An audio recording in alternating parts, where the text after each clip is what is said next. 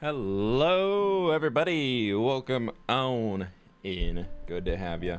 Hello. Since we are apparently sneakily dropping that we are engaged. Hi, I am too sneakily engaged. You two are so sneaky. You're so sneaky. How did you get so sneaky? Has it been this long already? Dude, how? You're so sneaky.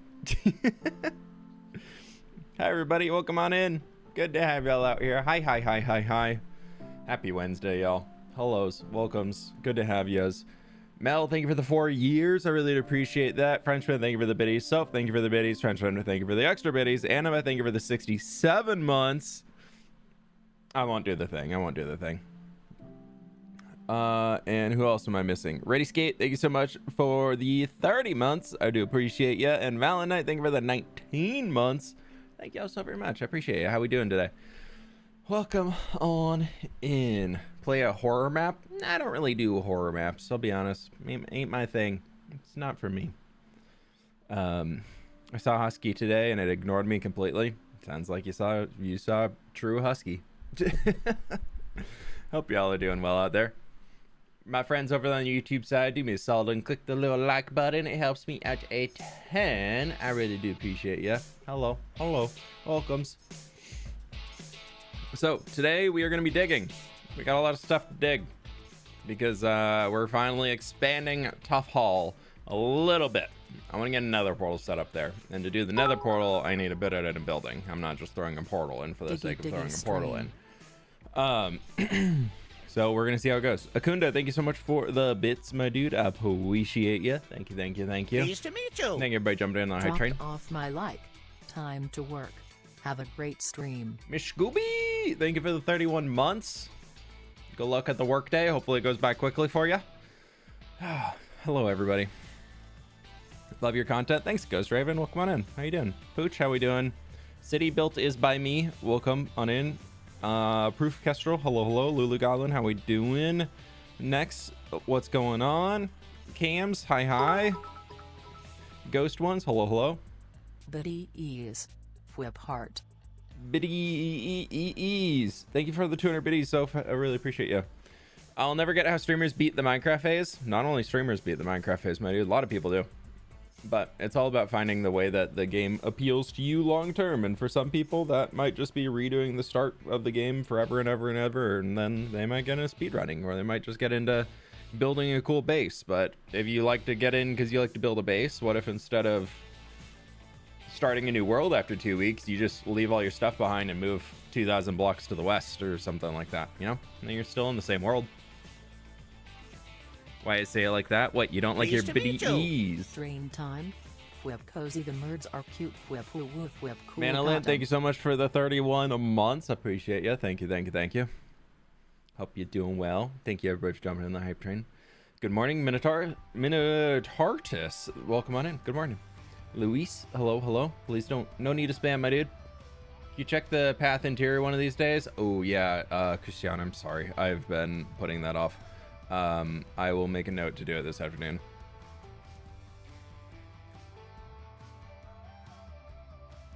Yeah, I'll make a note to do that after stream today.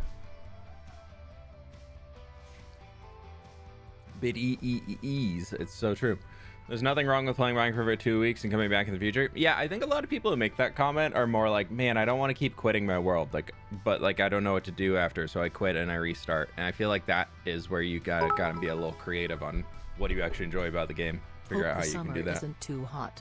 Hydrate everyone, fWhip Heart. Lulu Goblin, thank you for the 1,000 biddies. Thank you so very much.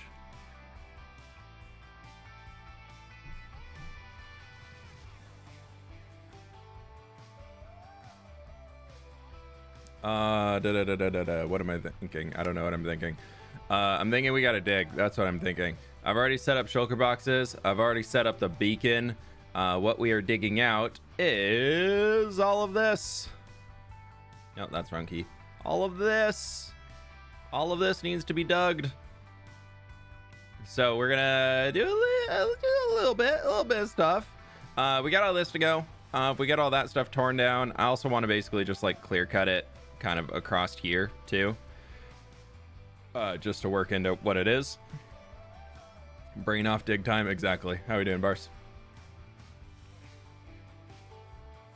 Oh. I love cave system. Cave system, great. So we're just going to kind of jump up to the top, figure out what we need to do, and then we're going to get digging. Because some of this, thankfully, is actually already in the right spot. We just got to kind of clean up the edges, and then we get going. But then we could like just like bam, bam, bam, bam, bam, bam, bam, all the things that we picked up. We can keep those up here, and it's perfect. It'll save us time or something. How do you get good lore behind your world? You got to make a story that you have to make a story that you would be interested in telling and also being a part of. I feel like that's like a big part of the world building side of like a Minecraft world, is that you can't just, that you have to tell a story that like you're going to want to be involved in a little bit, at least as like the designer of the story. And then you got to figure out what you want to do with that.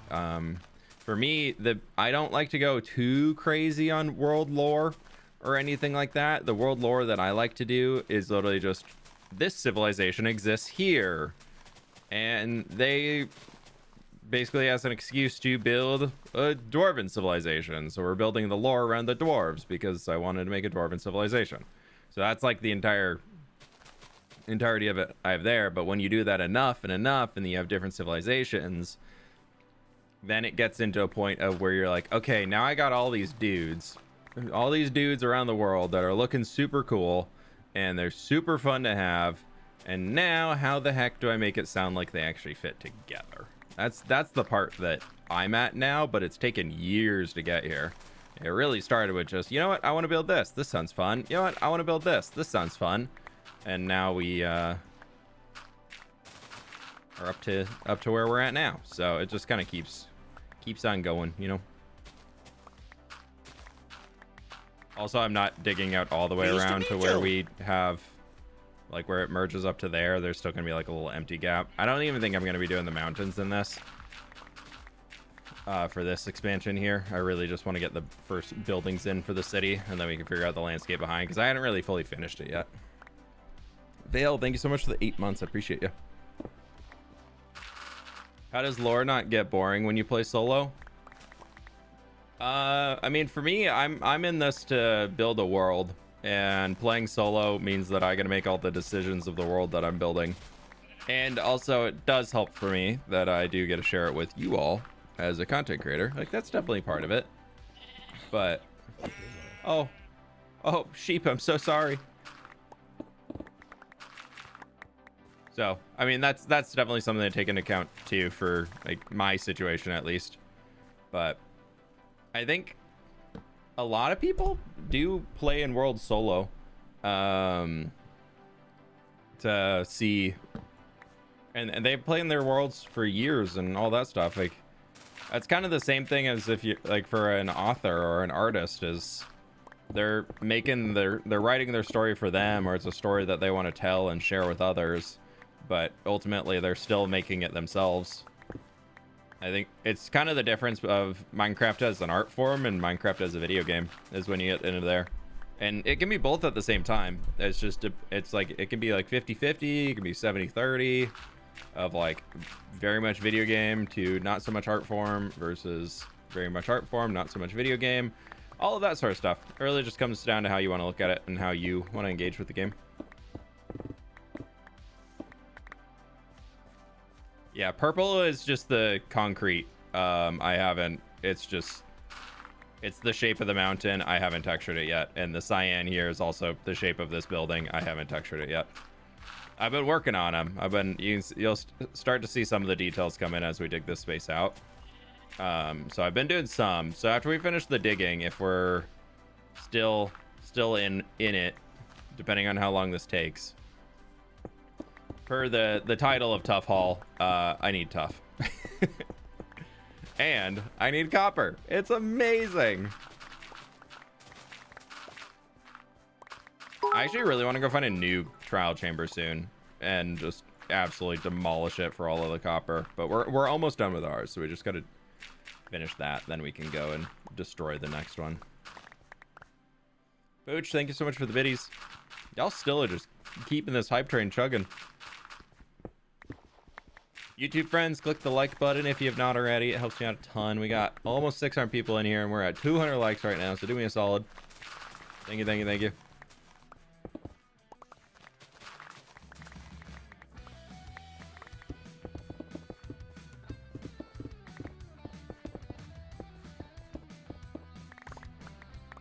I just started my Forever World and planning on adding lore too. Not just to share with friends, but mostly for me. Yeah, I think that's great. I was watching this video recently where it was titled "Why You Should World Build," and it was done from a point of just doing it as a personal hobby, not even just doing it for like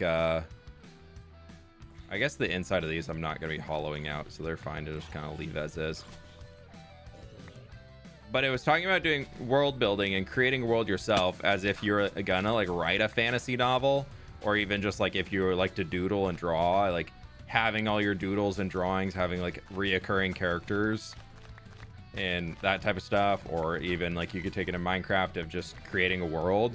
And it was talking about how just having that space, even if it's something that you never plan to share with anyone, can actually be really, really good for your own mental health, physical health, all of the above, because it's going to give you a sort of an outlet where you can just let your creativity roam free. And it's talking about how it's not common anymore for people to just let their creativity go and do things. Everybody feels like you have to channel your creativity towards something useful, that rise and grind mentality, and how a lot of the creative process that people should be going through has really been lost in recent years. And a lot of people are finding that they can't be as creative as they used to be, and it's really because every minute is so focused on that like grind mentality. So just doodling and creating a world yourself for yourself is actually like really, really healthy for long term. And I was like, that's a really cool way to think about it. I was like, that's definitely something like I remember as a kid, just having little notebooks that I'd be doodling in left and right all the time, just for funsies. And I'm like, yeah, basically what I do now.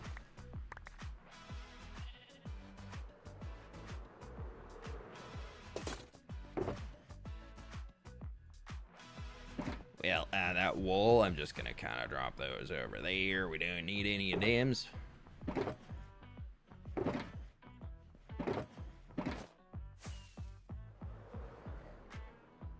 Yeah, what you're looking at here is the behind the scenes of Lightmatica being turned on.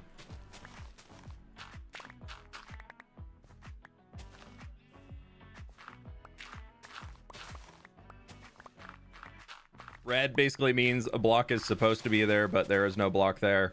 Purple means it's supposed to be an air block, or this pinky purple overlay.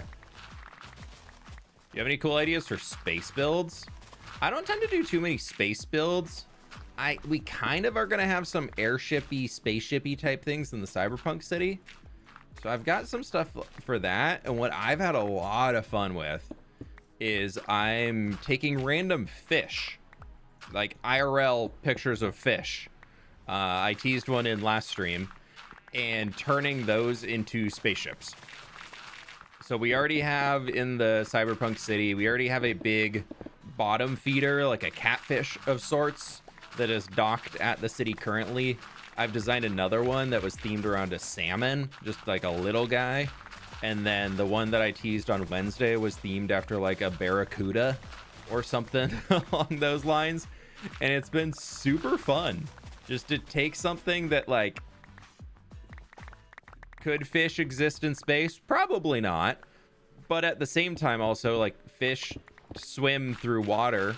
And so you can translate that to spaceship flying through air. Obviously mechanics are a little different. But I just thought it was kind of a cool way of being like, no, like fish are basically just like, as far as they know, they're flying through water. Like, they don't know any different. Yeah, like the Atlantis movie. That's honestly one of the inspos that I had originally to get started on him. And I was like, wait, I kind of love this. I'm going to do more of this.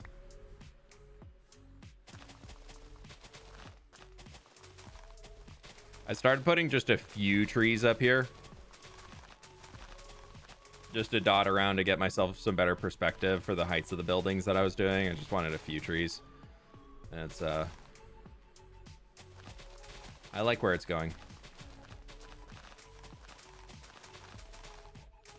Still a lot of work to do in this space, but I'm liking the progress that I've been making in the last 48 hours or so. This next video I'm working on, y'all, is going to be such an amalgamation of a bajillion different areas being worked on. It's going to be so fun. I think this next video is very much going to be that like reward for the people who have been keeping up with the series. As like the loose concept I'm working on for the next video is I'm trying to finish as many projects as I possibly can. Basically like, but I can't start a new project. Every project that I'm working on in this next video has to be a project that was already partially completed or just like was something I just never bothered to finish. So we're going around and we're fixing things, we're adding in elements, and it's pretty fun.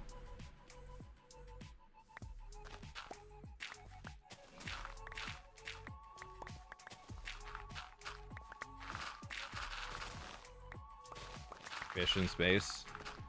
Like Tau, I don't know what it is. Tau, I don't know. Probably not the way to pronounce that, but that's what it seems like in my brain. All right, now we have to really start digging down here. This is where things start to actually move downwards.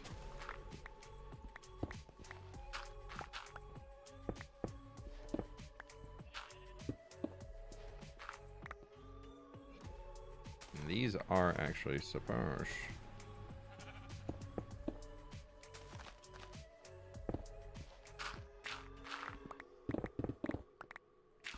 I remember a similar video you've done before, and I loved it. Seeing the older builds added, finish was great. Yeah. Ooh, that's a big cave down there. That's gonna save us a lot of time.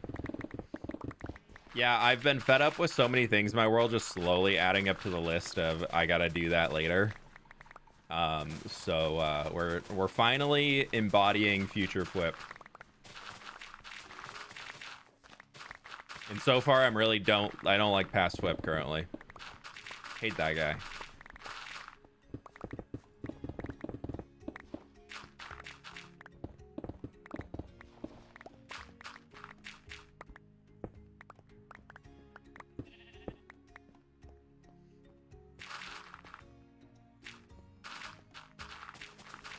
Texture pack doesn't include the grass. No, the grass for mine that I use here is a mod called Better Grassify that Pooch had mentioned. No, because then you can customize it and it's a little bit easier. Unfortunately, we can't do this sort of logic that you can get out of it in base Minecraft. You have to use a mod currently. Oh, that's so sad. We don't have beacon buff over here. We're just barely outside the range. Okay, there's actually not too much digging that needs to be done on this side, thankfully. Hopefully. And I think we can snapshot it long enough to be able to like do tracks going that way to get out to the edge.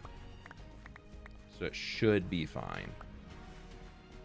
I think even present fWhip hates past fWhip. Oh yeah, no, we hate that guy. Nobody likes past fWhip around here.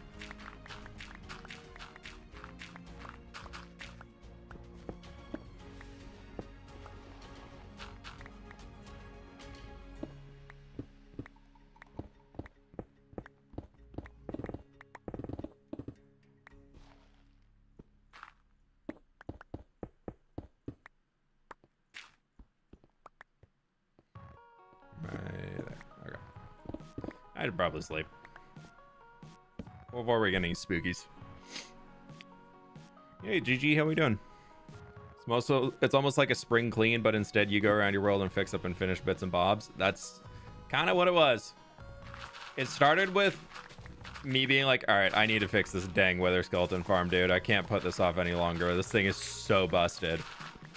to now it's become, you know what? There's a lot of half-finished things, and I can be so much more efficient in my world if I just do these things. Like the one that we're doing right now is I'm setting up another portal here in Tough Hall, so I can finally come over because I timed it.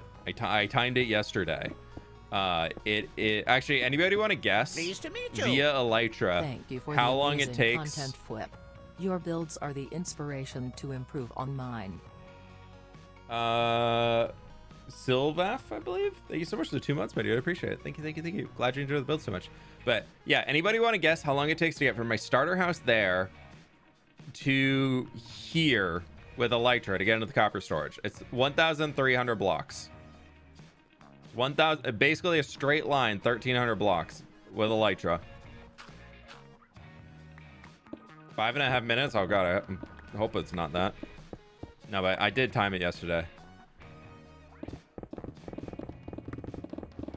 Dang, y'all think Elytras are pretty slow.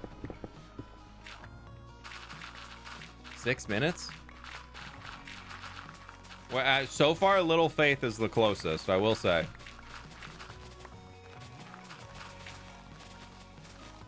If we're going Price is Right rules, they're currently winning. No, it's a minute and 5 seconds. Each trip is exactly a minute and 5 seconds each way. So if you're going both ways, then sure, yeah, we got 2 minutes in there. But yeah, each way is a minute and 5 seconds.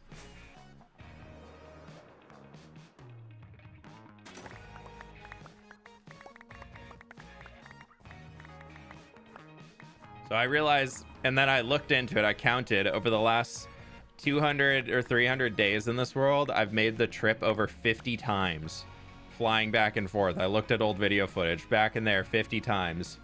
So I've wasted 100 minutes just flying with my Elytra to get over the last 300 days. Oh, so like if you think about it, that's not terrible. 100 minutes over, so that's an hour and a half, basically, hour and 40 minutes of my time over like 60 hours of actual gameplay. Like that, not that bad when you think about it in that context, but that's still that's still over an hour and a half of my time is just spent with that.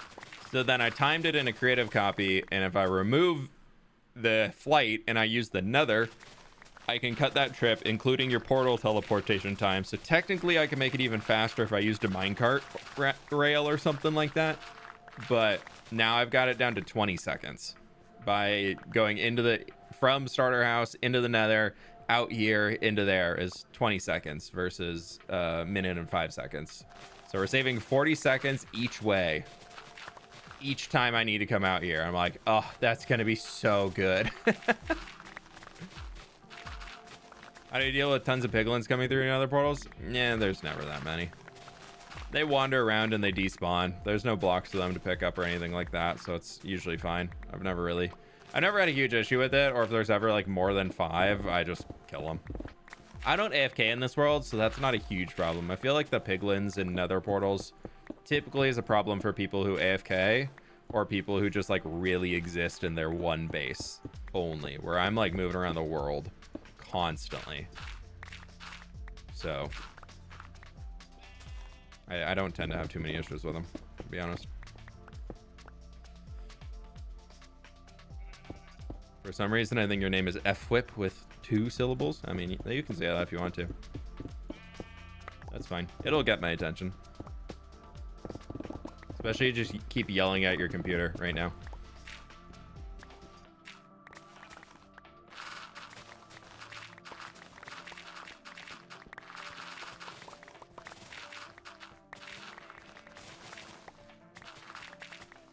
Why you make tilt pine trees? I don't know. I think they look a little wonky in Minecraft. We can have 1 or 2 throughout a forest that I make, but I think people really overemphasize on having their pine trees tilted at different angles. I would rather make honestly, what I want to make is a pine tree that's split at the top into 2 separate points. Because that's a realistic thing that happens in a lot of pine trees. So I really want to try that, making like a, would it be like a bident shape? Where'd you get your inspiration for Goblin from Empire Season 2? It's like a mix of World of Warcraft goblins plus a little bit of like yeah,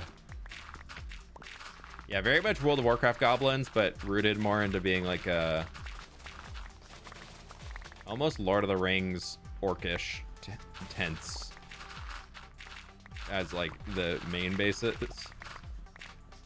But yeah, very World of Warcraft goblin.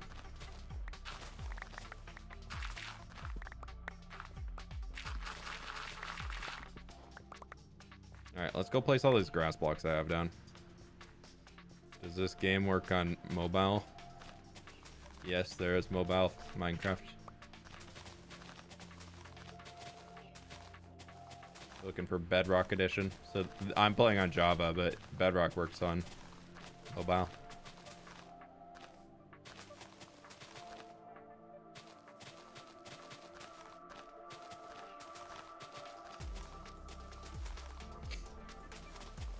I'm not exactly a long-time viewer. What's the story behind your YouTube name? I used to play StarCraft a bunch, and I got really competitive in it when I was like 12 or 13. You know, when all of our permanent usernames are invented.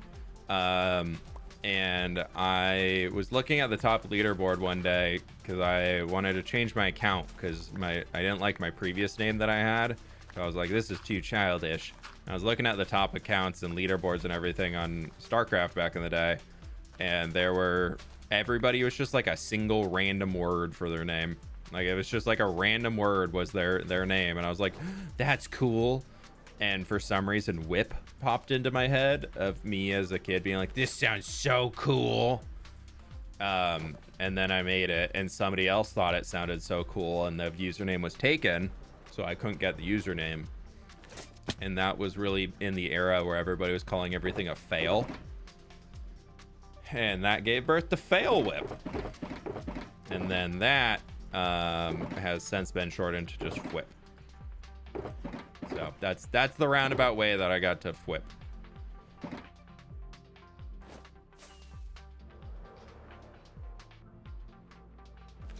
What'd you miss?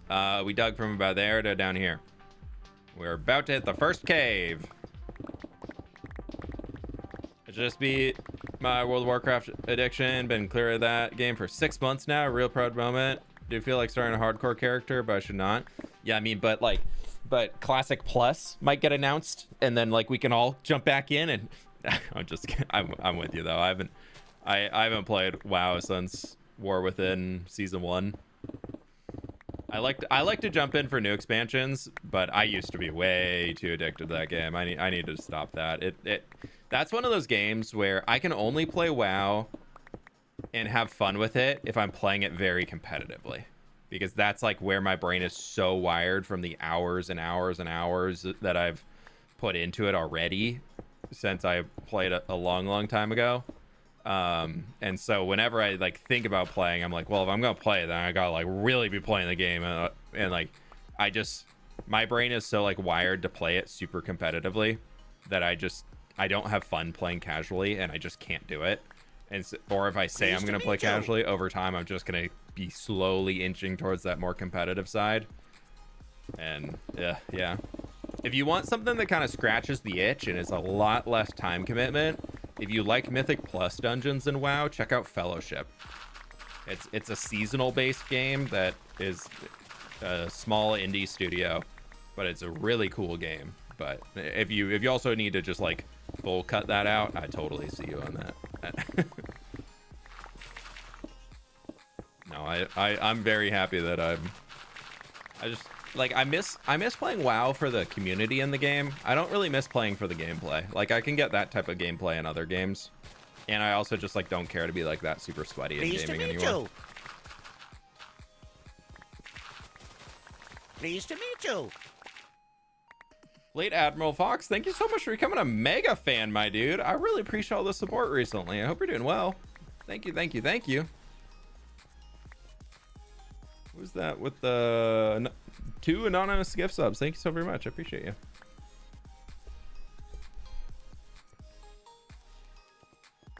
That game was the game that was the total addiction for me was Empire Total War. WoW requires way too much tryharding these days. Yeah, they're really trying to like milk it to get people to just play longer and longer and longer. But also, it's weird because they're like making it more casual friendly, which is great. And I think that's really good for it. But at the same time, making it casual friendly, if you want to be competitive, the amount of time that you have to put in is just like multiplied drastically. Even if you're just playing one character, like you have to put in so much time. And I just, as somebody who already puts in too much time playing Minecraft, I don't have time to put in that to other video games. Fleet Admiral, thank you so much for the 50 gift memberships, my dude. Thank you so very much for all the support. Thank you, thank you, thank you. My friends, if you got a gift membership over on the YouTube side, please be sure to drop in a heart. You got a little fWhip heart emote now, so drop in some hearts for me for Fleet Admiral Fox. They've been super, super kind recently, so send some love over. I really appreciate it. Right, we need to take all of this down pretty much here. Honestly, I keep looking at my tools being like, oh, those still got a good amount left on them.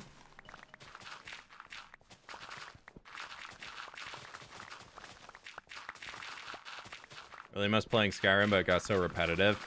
Yeah, Skyrim, I feel like when it came out, I was like, yes. And now more recently, I just can't do it. What I've been thinking about checking out again recently, and I kind of want to replay it, is Cyberpunk 2077.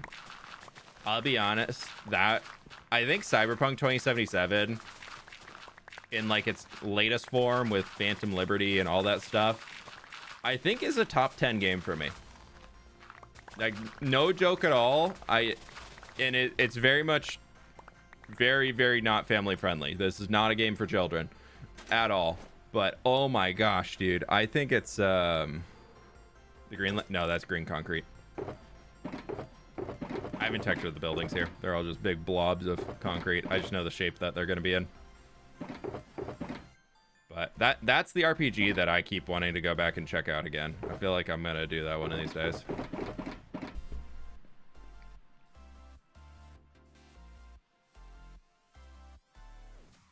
Played some of the WoW private servers. They're a bit more casual. Yeah, I just have a hard time going to play any of those private servers.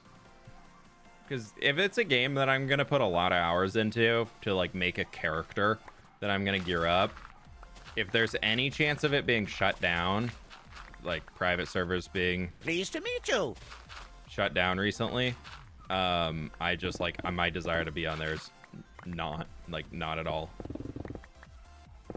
Silly little Faye, thank you for becoming a supporter, my dude. Really appreciate it. Thank you, thank you, thank you. Are you gonna make a dappled forest when the drop releases? We'll probably do a custom dappled forest, I'll be honest.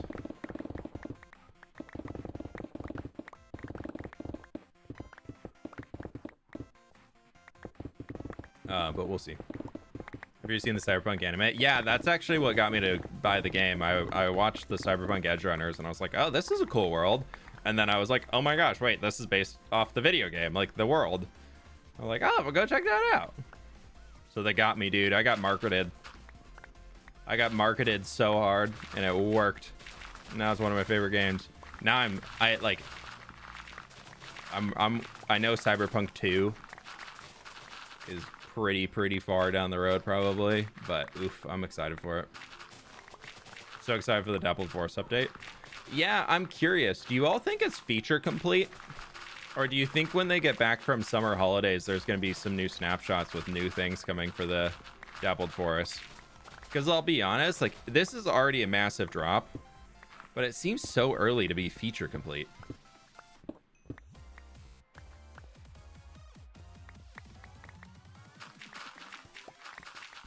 So, I don't know.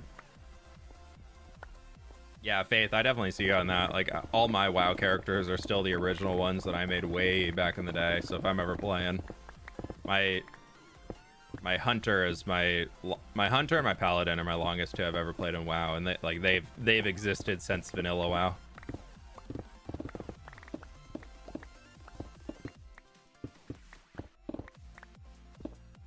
Actually, I don't know if it's my paladin or my warrior's holder. They've all been race changed and faction changed a million times over. I don't want to know how much money I've given Blizzard in my life. That's a stat that I just never want to look up.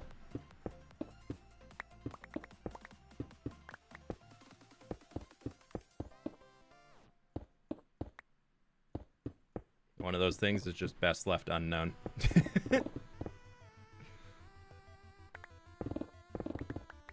I'm guessing we get a new mob that isn't in the pre-release. Yeah. I'm hopeful for a new mob. I feel like we need one.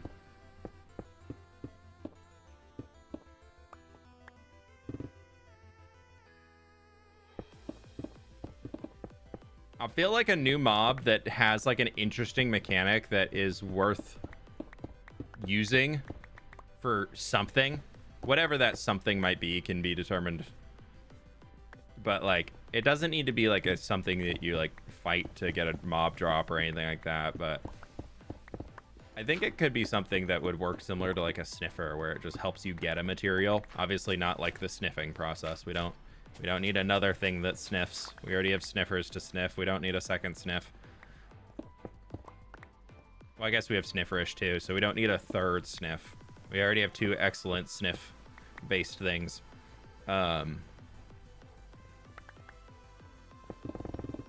And yeah, so, but it would be cool to have something that a mob that you use to like farm a material just by it being around. Termites, strip wood. Termites were originally proposed to be added into the savannah back in the day, if you remember following the mob votes. Or that was a biome vote, not a mob vote. But the termite was proposed to be added if the savannah won. It was going to be termites, ostriches, and baobab trees were going to be added to the savannah biome. But I believe that's the year that mountains won, so I'm fine with mountains. Could you imagine if mountains didn't win that mob vote? I was thinking about that recently. I can't remember if I brought that up on stream or not. But like, could you imagine if mountains didn't win that biome vote that year? Like that, them updating mountains, or the community voting for mountains to be updated is what led to caves and cliffs happening, which led to the deep dark being developed, which led to Dungeons 2. Like, how many things in Minecraft have now happened because of that biome vote? Like, that's kind of crazy.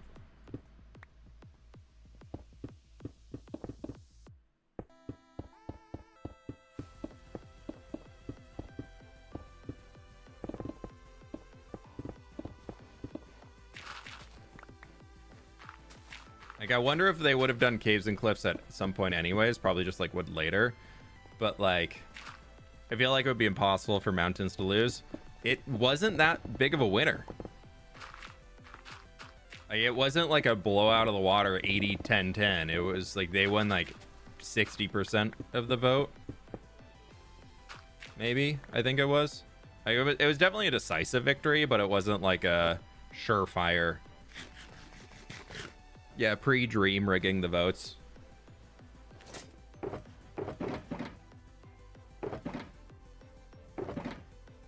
Oh, what an era. What an era. Hey, but you know what? I'm gonna be honest. I love me the glow squid, dude. I was a glow squid believer anyways.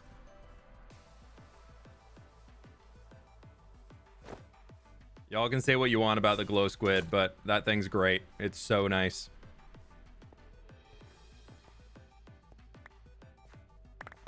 Want an industrial update? Yeah, there's talks. I think I was hearing it on Spawn Chunks a while ago of like they were talking about like what it would be like if there was like more eras in Minecraft, that as you reached endgame you could get to unlock more permanent things like other transportation methods, The one that they were really talking about is that like at endgame you could have a map that you could take around with you, like you have in basically every other modern video game ever, where you have a map. Because like even Elden Ring has a map that your player just has. Like imagine if you had something like this, like a simplified version of this, like we can't really do like all this stuff, but just some form of a map that you could scroll around in Minecraft and like put little like key points or whatever. Like that would be really cool. I used to be a glow squid hater, but glow sacks are so cool. I love them now. Yeah, glow squid I think is like one of the reasons Cyberpunk really like blew up as a build style, which is kind of fun.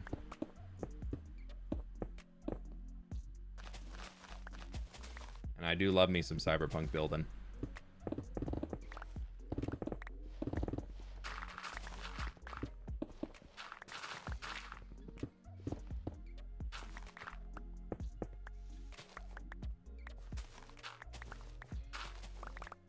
I got no idea where that goes, so we're just gonna kind of chop it away.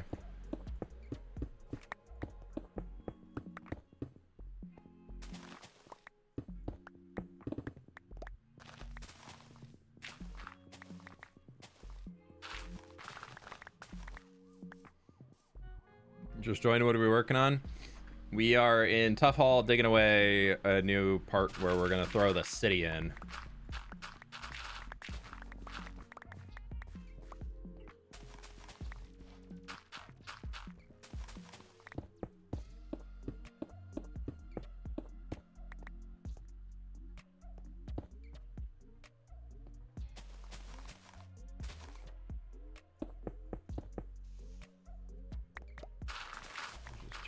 Out. Probably honestly going to be grass or mossy cobblestone anyways when I get around to it, but for now it can just go. It's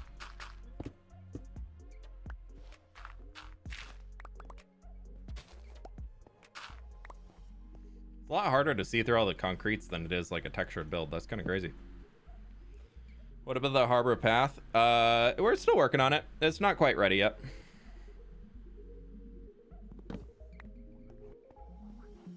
Landscaping's hard. Yeah, landscaping just takes time. I do love it though. It's nice to just kind of turn the brain off and mine.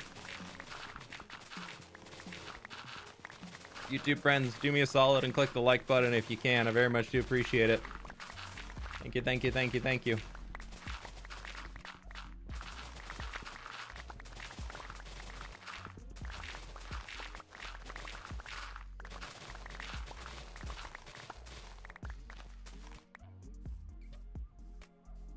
Minecraft 300.2, the end update. Well, we gotta wait 74 years for that. No, sorry, 274 years for that.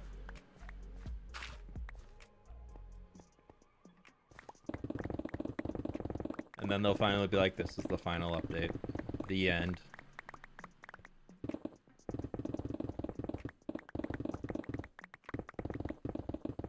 I feel like a cute new forest mob, maybe raccoons. Dude, if they add raccoons, it's purely gonna be because of Jimothy.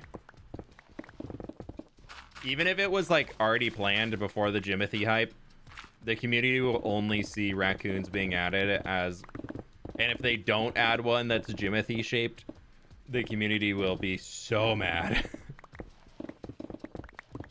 And by the community, I mean the small circle of Twitter users that comment on every single post that Minecraft makes.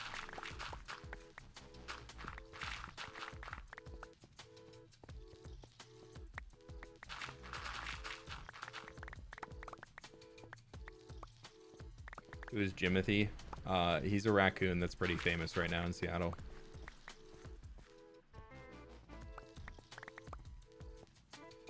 You can Google Jimothy the raccoon if you want to learn about it. But he's like reached international levels of fame. Fix Mojang. Bedrock. You're right. Bedrock should fix Mojang. Yeah, come on, Bedrock. Fix Mojang.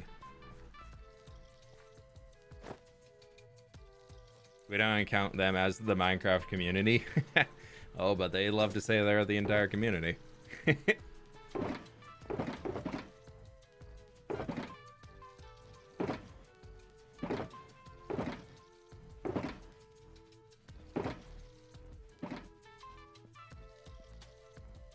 Didn't realize he's from Seattle. Yeah.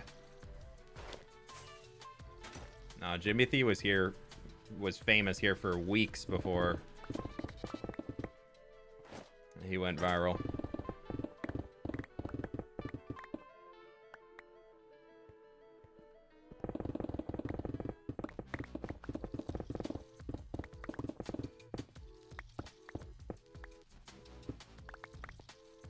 There's all that.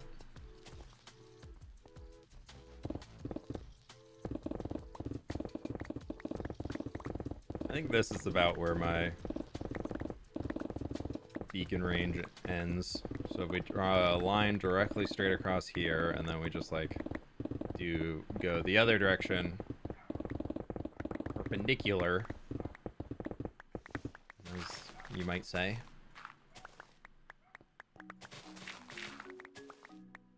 All the caves that we're exposing should already be lit up too, because I went through and lit them all up when I was digging that thing out. Or making sure that the rocket farm actually worked. Maybe we'll get some more rockets. I could use some rockets. I'm pretty low right now. I'll have to go check it, see if it actually made any firework rockets for us while we've been over here. Do you think you'll switch to Vibrant Visuals when it comes to Java? If it releases in its current form of Bedrock Vibrant Visuals, no, I won't be using it too much. I might like turn it on to look at it every once in a while, but I think Vibrant Visuals on Bedrock is just too saturated. It looks fine, but it's not one of those things that I'm like, oh my gosh, I love the look of that, dude. That's so cool. Every time I feel like I see Vibrant Visuals on Bedrock, I'm like, especially when they use it at Minecraft Live. Oh my god, I hate when they use it at Minecraft Live. So dumb. That's been my one feedback every time that they've asked content creators for feedback on Minecraft Live. I'm like, stop using Vibrant Visuals in your screenshots. Like, one, Java players don't have it. Two, it's so hard when they're like, look at these new blocks that we've made. Aren't these new blocks amazing? And they have Vibrant Visuals cast over the top of them, so you can't even see what the block texture is because it's a totally different color. So frustrating.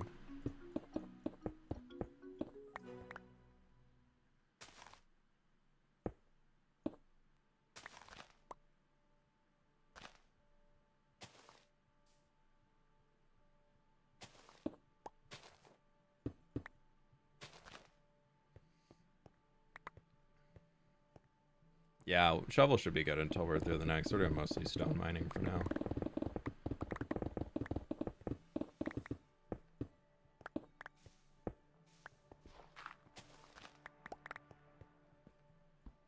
It's gonna be one of those times where we're gonna look at this and be like, oh yeah, it looks very obviously like the shape of the building that you're gonna be laying over the top of it.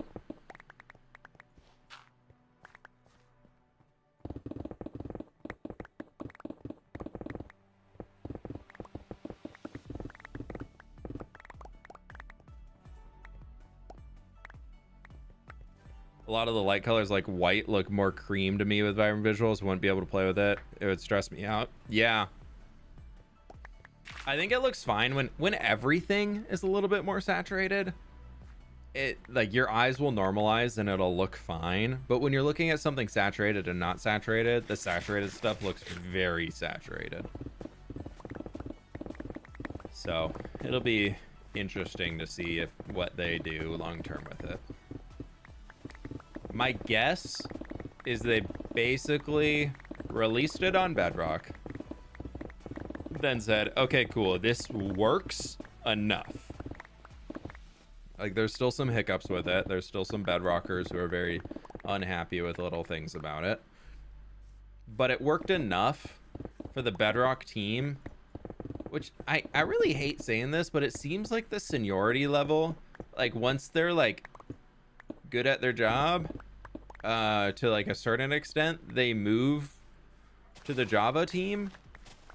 And I really hate having that assumption, but it really does seem like a lot of like the polished features are coming from Java and then ported to the Bedrock side. At least, like, I don't know, Bedrock just seems like there's just consistent bugs on it that are like, why is this here? Like, this is the biggest game in the world. How is that still a bug? Like, I don't get it. So, but I always, like, I think every employee at Mojang really has the best interest of the game. Like, nobody is hired by Mojang over there being like, hey, I'm gonna ruin Minecraft.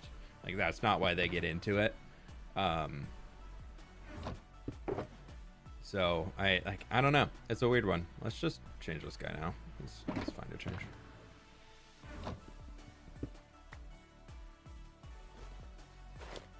It'll be interesting to see over the next while as those teams develop more and more and more, and like which, if that shift changes at all. But it seems like where I was going to say with that is Vibrant Visuals basically is at a working point for Bedrock right now, and then my hope is that like once it gets developed for Java, they're gonna like really be tweaking things on Java and listening to the community feedback to make something super, super cool. And then from there, it's gonna get like updated on Bedrock, if that makes sense. Really need to get Beacon by Forever, but I really don't wanna. Fighting the Wither underground in a long tunnel is probably your best bet if you don't want to cheese it, or you could cheese it if you're on Java Edition in the end. Set it up underneath that exit portal at the end. You can look at a quick tutorial on it. You get a beacon for free without the Wither being able to even hurt you. Now if you're on Bedrock Edition, I got no ideas how to cheese it. There's probably a way though.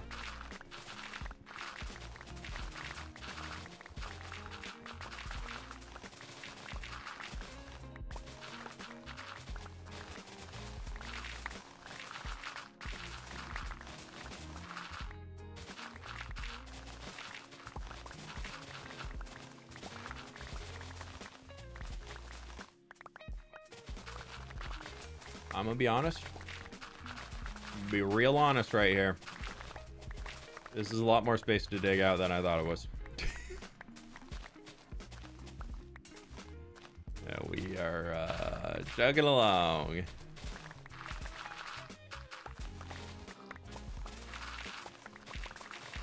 YouTube friends, click the like button though. We almost got 3,000 people in here and we're at 444 likes right now. Gonna at least get that to 555.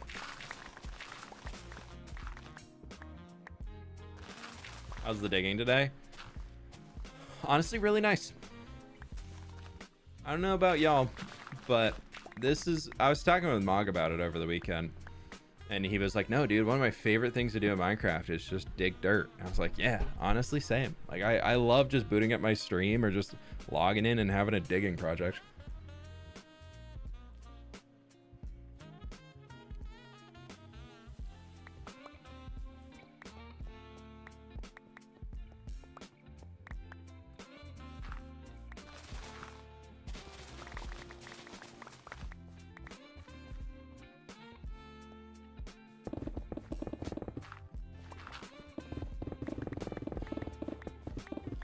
Wither on Bedrock is generally the worst thing ever.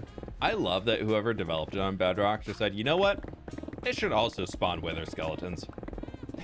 Like, they didn't just like take the mechanics from the Java fight and scale them up to do more damage. They were straight up like, yeah, we're just gonna make it do more. It's just, we're just gonna intentionally make a boss that does more damage and like is harder to fight. It's so interesting to me that like hasn't been changed ever. And I don't know which way it should go. I actually think, I hate to be the one saying it because I don't want it to, but I think if they were to redo it, they should probably move the Bedrock version to being on Java. Like, don't make it easier for Bedrockers and make it being like what we have on Java, but make it so that the Java version is harder. Make it like a true boss. The Wither is definitely more difficult than an Elder Guardian. Actually, I would say the Wither's probably the hardest boss in the game, unless you include like trying to fight a Warden, which you're not even supposed to do.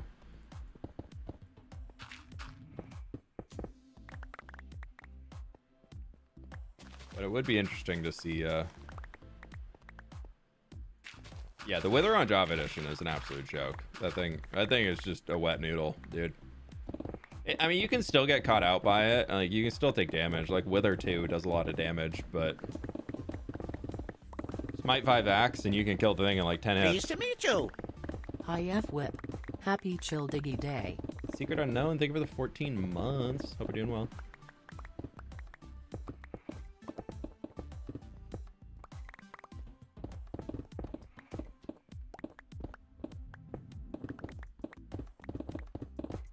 They should make the Ender Dragon harder because when you respawn him using crystals.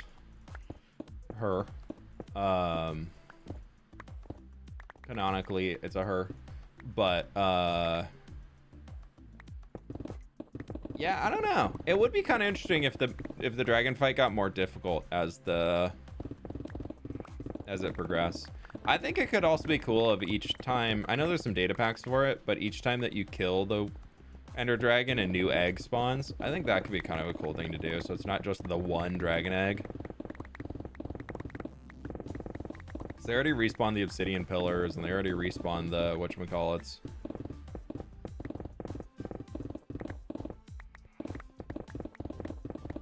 Throw-lash, that's awesome. Good luck. What type of dwarf you doing? You do more Lord of the Rings dwarves? You do more World of Warcraft dwarf? You doing more Throw-lash dwarf?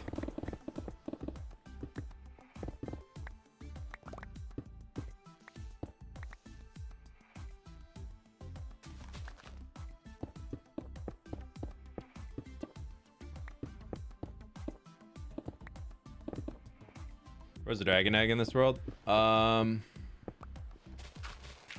think it's currently sitting in the end about 6 blocks above where it originally got it from. I gotta do something with it.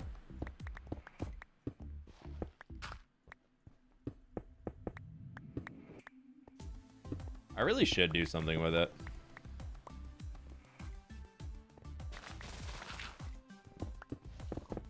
I think there should be a way to get it back if you lose it. I would say they just need to make a way to spawn more of them instead of that. Like, I don't think like a single item being able to like have keep inventory or something, or. But yeah, it would. I mean, it would be kind of nice to be able to have something that you could just be like, oh guys, I lost it. Anybody gonna help? I think there definitely is that like cool charm of being like, dude, I still have my dragon egg in my world. Like, that's awesome. But for the people who are like really, really, really old worlds, like if you didn't remember to save it when you started your world when you were like 10 years old or whatever, then you're just gonna be super sad.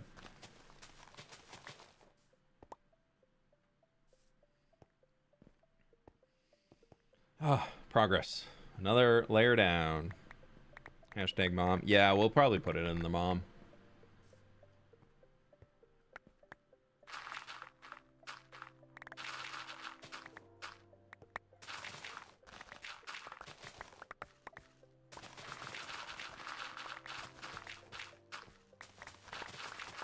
Pleased to meet you. Happy to finally catch a stream. Hope you are doing well. Smiling face with hearts emoji. Anna, thank you for the 31 months. I appreciate you. Hope you're doing well.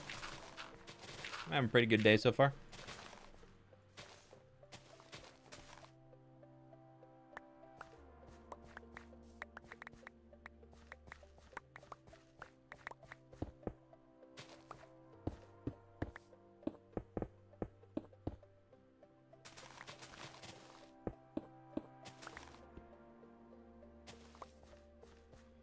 Go drop stuff off. Oh, hello. Cool seeing the building plans slowly emerge. Yeah, it's like we're reverse printing. We're carving. Pleased to meet you. That has been a video. Boz, thank you for the tier 2 membership, my dude. Hope you're doing well. That's actually been a video that I've wanted to do for a really long time. It's been in the back of my brain for years. Literally since like I started YouTube. I've wanted to do a video of sculpting in Minecraft where you get a giant block of stone, like a huge, I'm thinking like basically take that whole thing and do a huge block of stone, and you can't place blocks. you can only break blocks. You can't place anything. And so you can only chisel. You can only cut away blocks from the huge block of stone and try and like make a statue or make a whatchamacallit. I don't know why. I thought that could be something super, super fun to try. It's like a cool building challenge, you know? Membership here is fine. Twitch keeps breaking. Weird. Yeah, I know you've been having issues with that.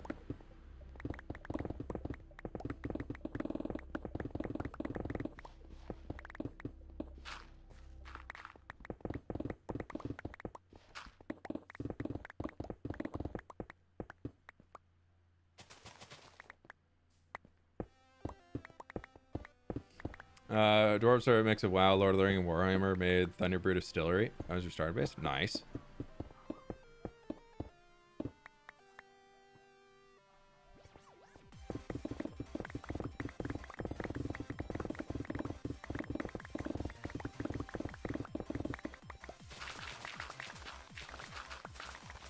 Dude, that sounds awesome. I might look into seeing how we could do that.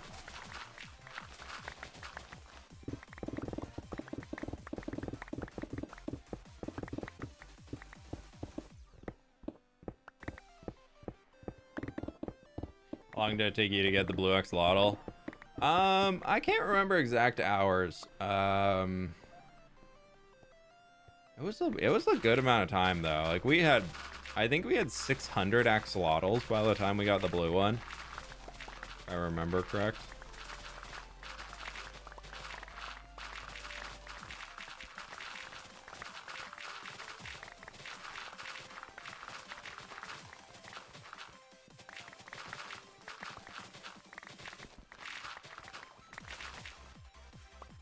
Do you ever want to make a different video, like another SMB or different survival? Yeah, I've got a few things in the works right now for some new one-offs and little SMP fun videos with friends. Bars and I are actually going to be working on a video, the two of us, here soon. We're starting to record that tomorrow. But yeah, I love this world. I could easily exist in this world 24/7 and just be happy. But I'm also seeing that I need to start prioritizing some net new content, one-offs and whatnot for the channel to help with subscriber growth and bring in new audiences that can then help come back around to when I want to binge in this world again. People transfer over here. So there's going to be some new one-off videos coming up in the next while that I think you all will really enjoy.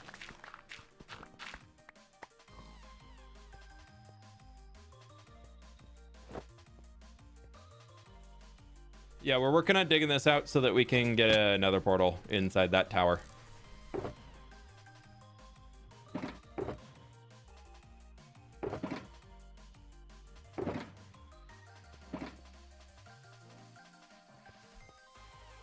Mohammed, no need to spam, my dude.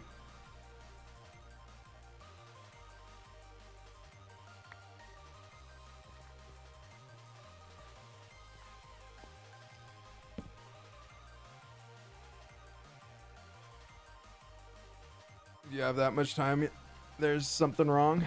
Nah, I'm totally fine.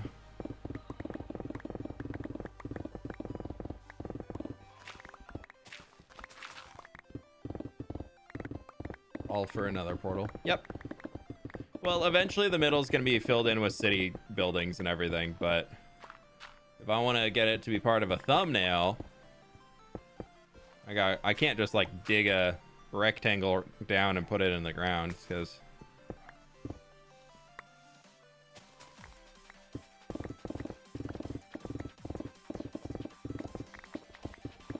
y'all will see like the plans. Like this is like an upper balcony level that I think we're standing on right now.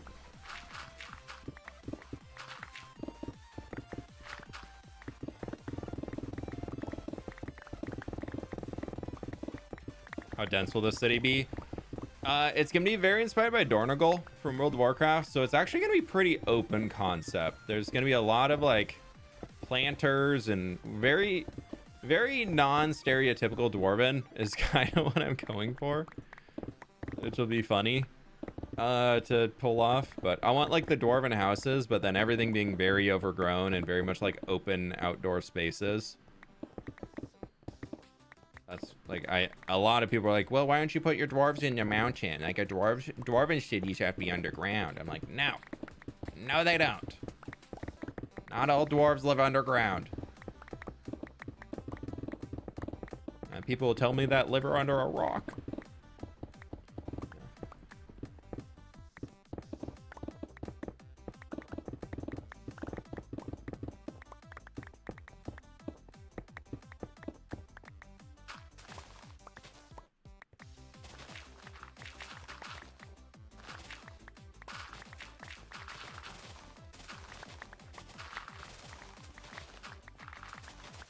Yeah, we are on day 13,800.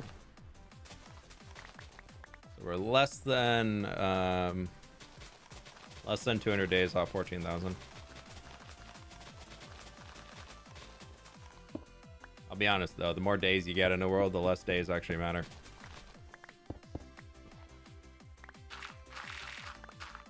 It's not about how many days you have, it's about what you do with the days you got.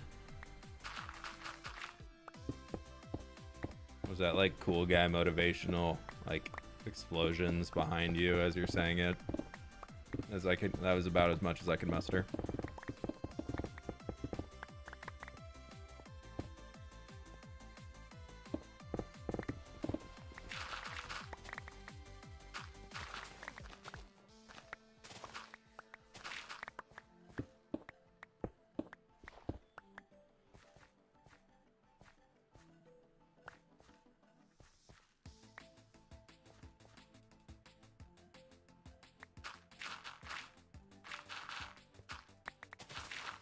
How much AFK? Very, very little.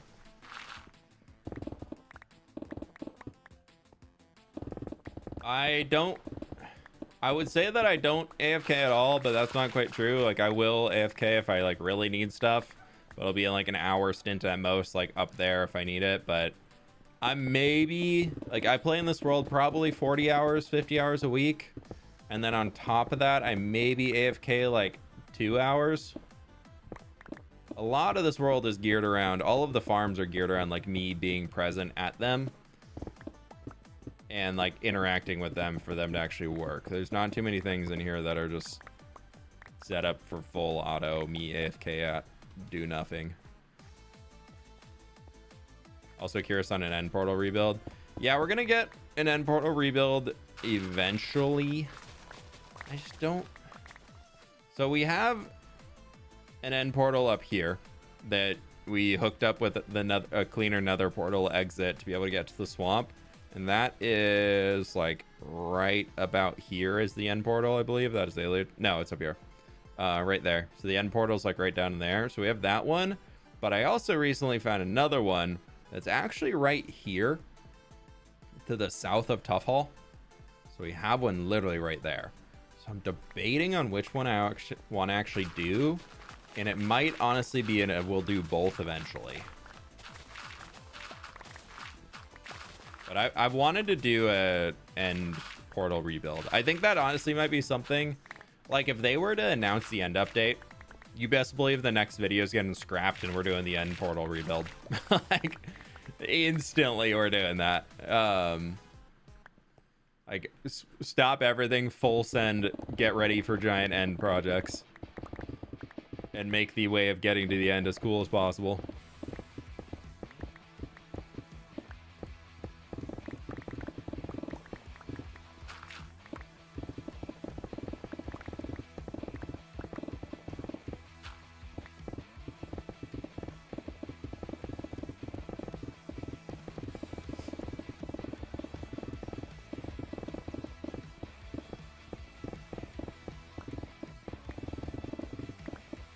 Much digging.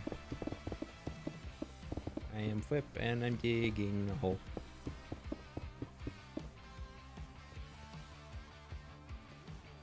When people talk about dwarves, I always think of the Dwemer from Skyrim. That is a really cool faction of dwarves. Skyrim did such a good job. Well, Bethesda did such a good job of making a unique dwarven race. And also I like the aspect that they just like don't really exist. Like, I'm curious if there's gonna be a Skyrim in the future where you can actually like play as a dwarf.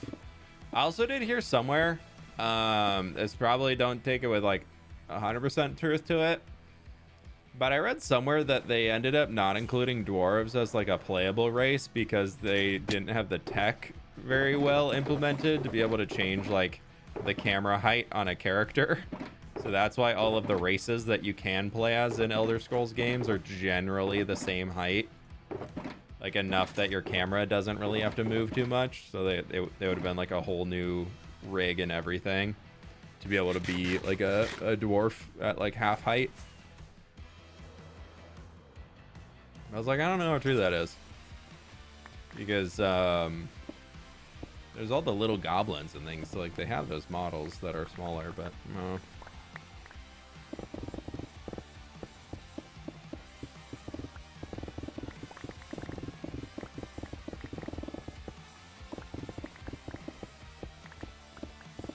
Miss playing Skyrim so much. I've tried to go and replay it a few times now. Just to be like, oh man, is it as good as I remember it being? And every time I do it, I'm like, this sucks. I'm like, it's kind of fun for nostalgia for a little bit. And then I'm instantly like, I'm good. I don't want to play anymore. But I do remember when it came out. Oh man, I was playing me some Skyrim.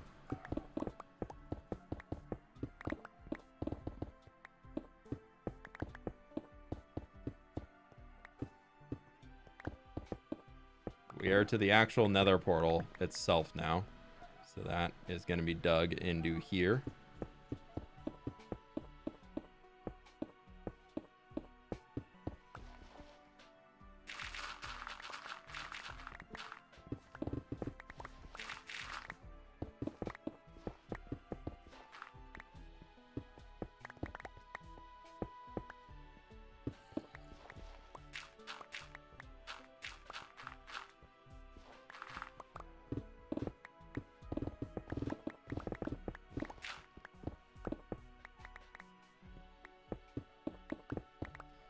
All that.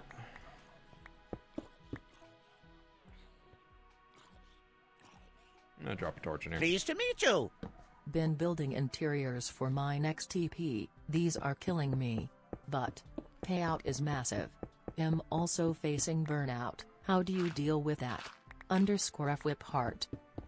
Sounds like you kind of know what's killing you there, and is leading to the burnout if the interiors are burning you out, Eagle. Thank you for the 42 months, my dude. Appreciate you.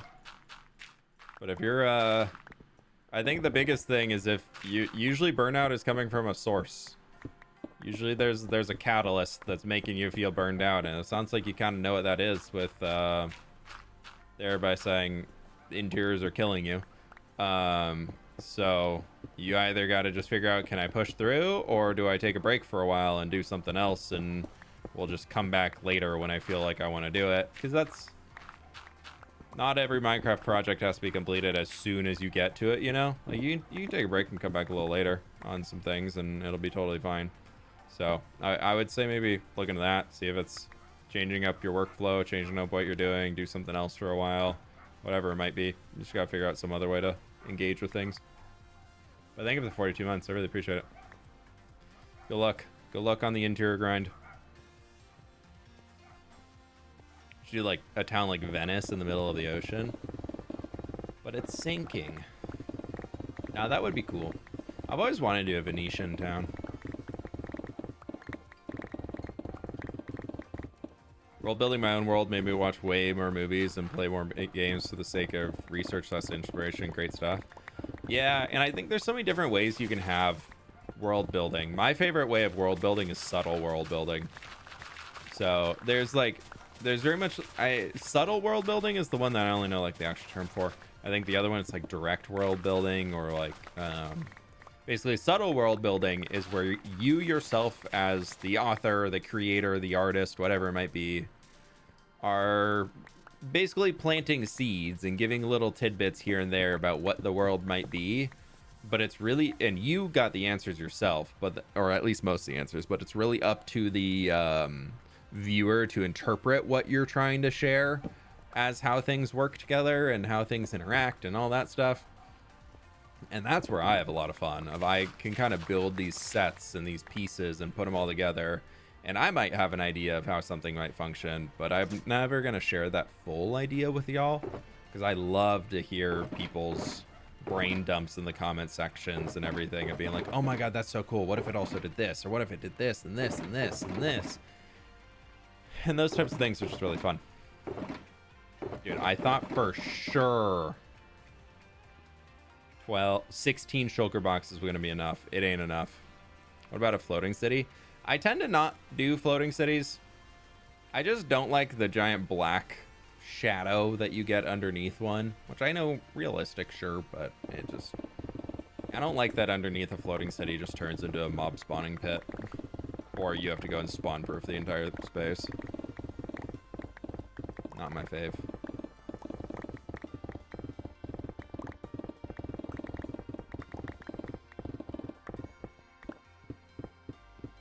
You have a plan for afterward if you die? Yeah, I got a few plans. Nothing like super concrete yet, but there'll be a new. I know that this is my last hardcore world. That I've decided a long time ago, and I still believe that's gonna be the case. And other than that is the next world will be regular survival, but I want to use some data packs to make it a little bit more interesting, like scaling up biome size slightly, and maybe doing a few more custom things if I feel like I want to get into it. I also know making world generation data packs, because I currently have one, can make updating your world a little more confusing if you don't know what you're doing. So I don't know how much I want to delve into that.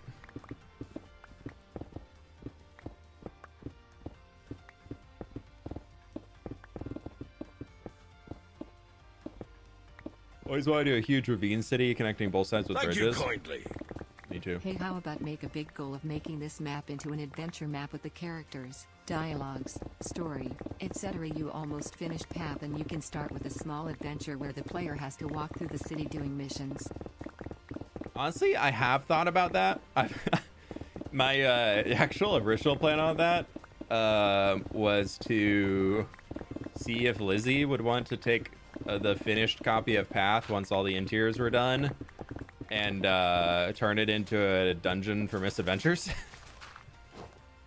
So that was actually like, I was gonna see if we could do like a cameo thing on misadventures of basically bringing Path into it. But the problem then came into, I'd have to downport it to an older version, and also, you know, misadventures kind of isn't really going on anymore. So that also kind of put a hurdle in that one, fairly big hurdle. But that's kind of like an eventual, I think could be kind of cool. I know for a fact when we finish Path, I want to do some like stream events, bring in a bunch of friends and do like a hide and seek competition in Path and all those types of things. I think it'd be really cool. Maybe even like a capture the flag or something. I think there's a lot of fun that we could come up with for mini games to play in the city. You should build a huge dragon and build a town on its back. Have you seen Shovel's recent video where he built a giant turtle with a town on its back and inside the turtle? If you haven't seen that, you should go check out Shovel 241.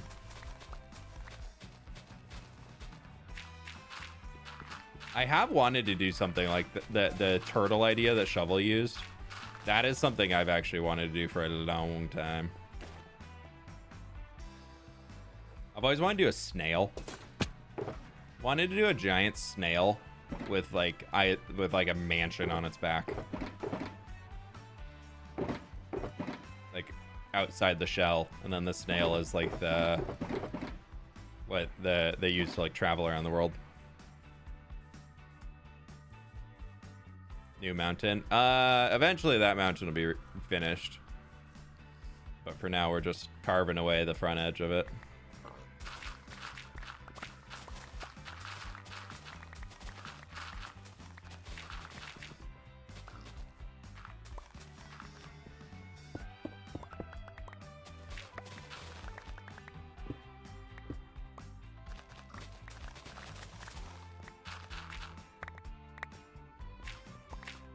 Pleased to meet you. 13 months, yay. Sep, thank you for the 13 months, man. I appreciate you. Hope you're doing well today. Is there a giant floating turtle part of Avatar lore? Multiple giant turtles in Avatar lore, yeah. All of the founding nations before the Avatar even existed were on their own turtles, wandering through the world. The lion turtles, right? Isn't that what they were? And the lion turtles like lent the original Avatar their powers, and then he like never returned it.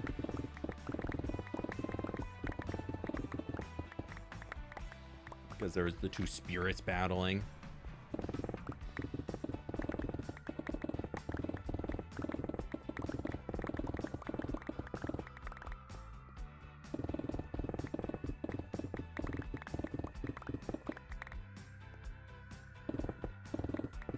City on dirt in the overworld. Whoa, dude.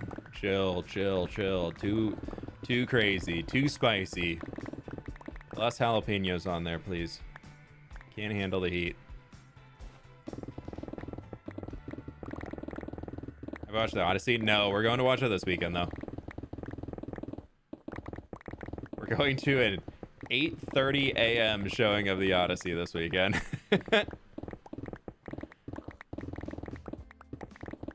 That was the only time that we could see it in IMAX and could get decent seats. Oh, hey, buddy, come on out.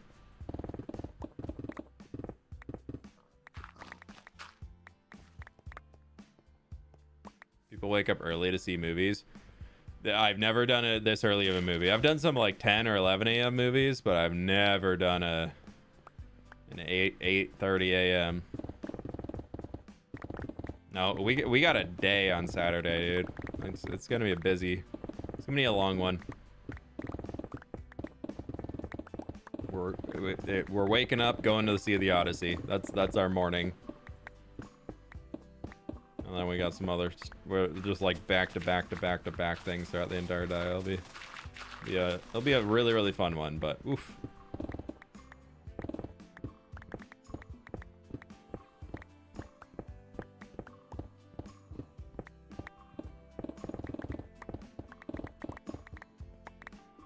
I keep like not wanting to take this chunk out. I don't know why.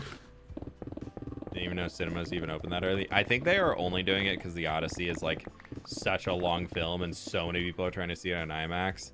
There's only so many IMAX screens in Seattle area that it's like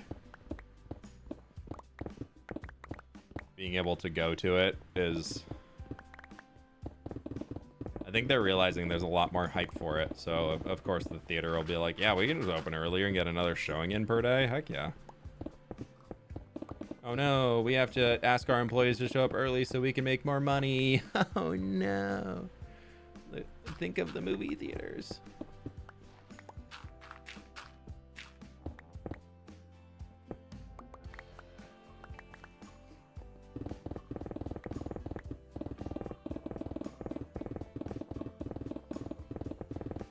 You plan on adding a dragon inside one of the main dwarven keep such dungeon could be guarding something? No plans for a dragon here currently. I'm scared to make organics, I'll be honest. That's why I don't do many. Just straight honesty is I'm scared to make organics. I don't think I'm good at them, and they frustrate me. And then I get nervous, and then I get anxious, and then I get scared, and I don't want to make it anymore.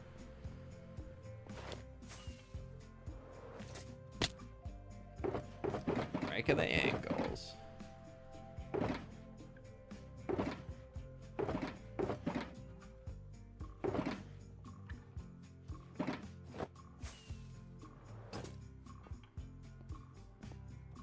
Are you done with Path? No, we've been working on the city harbor still.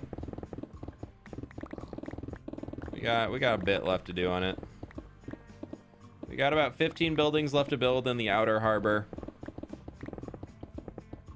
And then we have the fort to build, and then we've got interiors throughout the entirety of the city to make.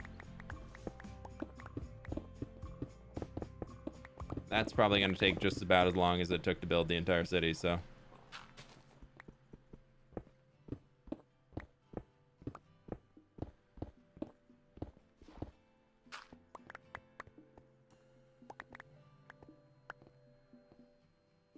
making progress. Okay, we're probably about halfway on the height-wise. That's pretty good. A dragon skeleton? Skeletons are easier to do, so I could do a skeleton at some point. Do you like New Zealand? I've never been. Every person I met from New Zealand seems pretty chill, though, so I don't got any ill thoughts towards New Zealand. Would love to visit one day.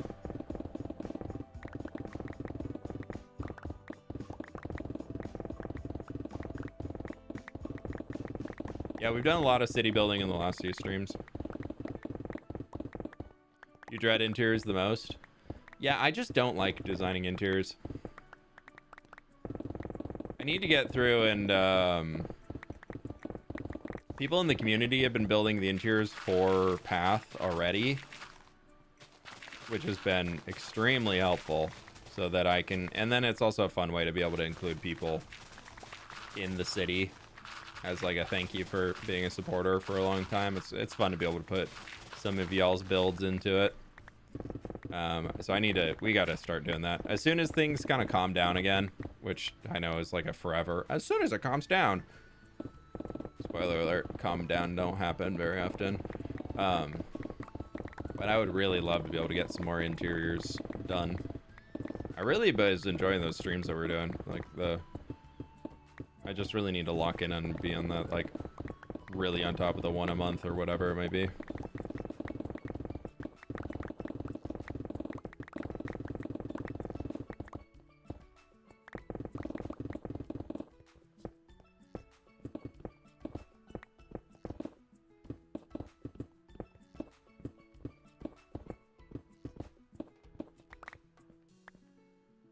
That's a pretty dead pickaxe right there.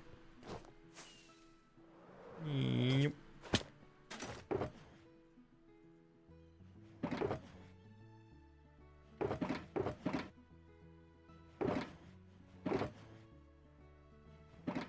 That's probably enough stone to be keeping.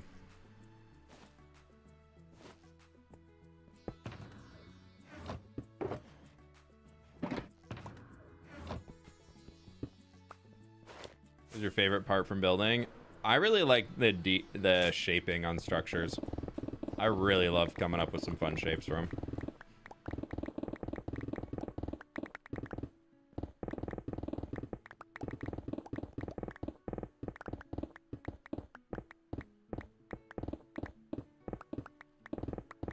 Go big mountain, it'll help make path look more complete. Interiors in January instead of mountains. But mountains. No, we honestly should probably do like interior building month or something.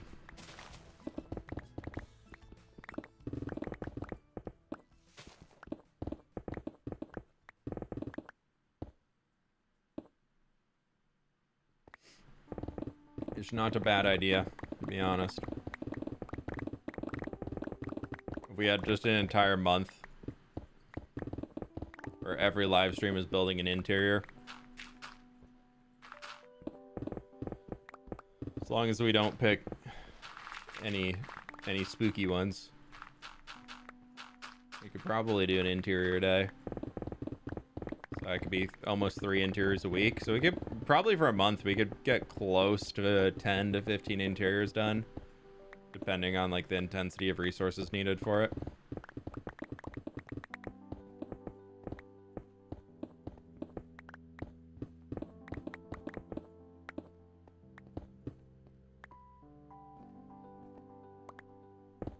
Month of interiors does not sound good for your mental health. What do you mean? I just got to be mad at you all for an entire month. That's great. No, you're probably right. Very true, very true. Yeah, then we'll have to follow it up with a month of mountain building so that I can get back to my sanity levels.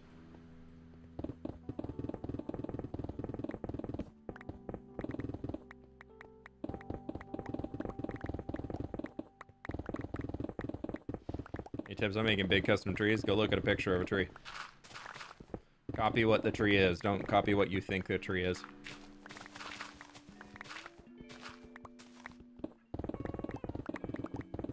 And don't be afraid to use things like slabs and trapdoors and fences and walls and fence gates, shelves even, to get the shape of the tree that you want. A lot of people struggle with custom trees because they don't look up references. They just try and rip a oak tree right off the dome. And then it looks like a lollipop.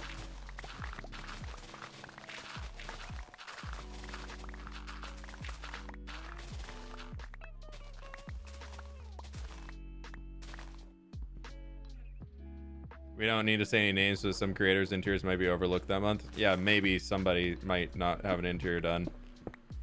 But it's because they already have an interior done, so they can wait for their second while everybody else gets their first done.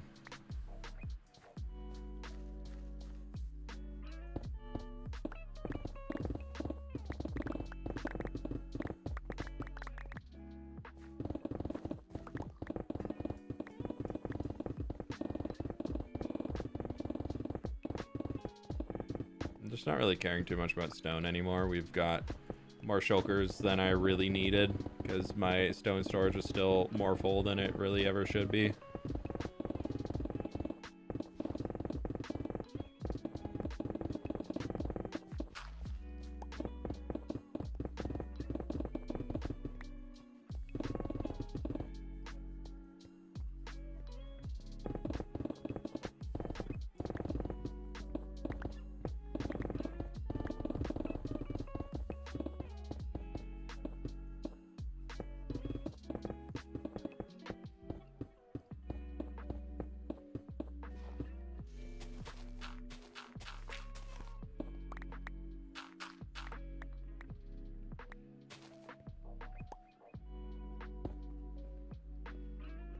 Perfect.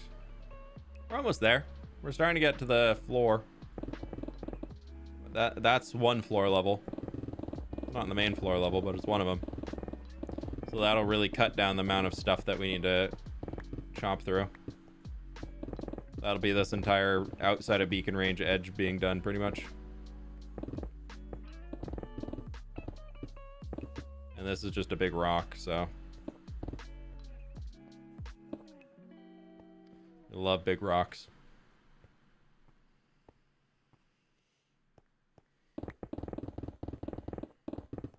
More mountain digging, aren't you, Build? No. Or aren't you bored? No.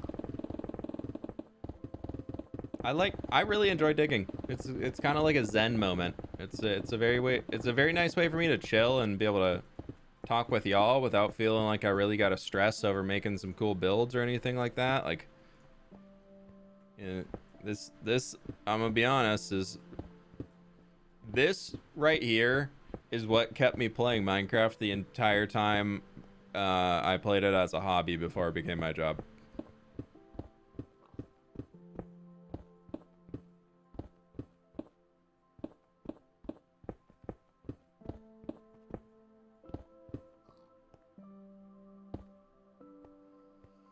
So for me, digging, resource gathering, all that stuff that's kind of why I do it. Will you ever compare your old hardcore world to your current? I'm chatting with Wombat. We're thinking about doing a little like mini series of comparing this hardcore world to previous worlds for like some shorts and stuff. So we'll see. Something might be out soon on it though. There we go. That's kind of nice. Now we just need to come out over here.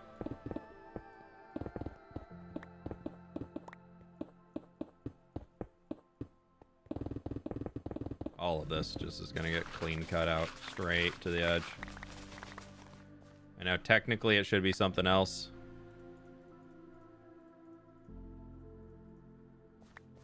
Like it should be cleaned up a different way, but I didn't expand the schematic far enough, so we're just gonna deal.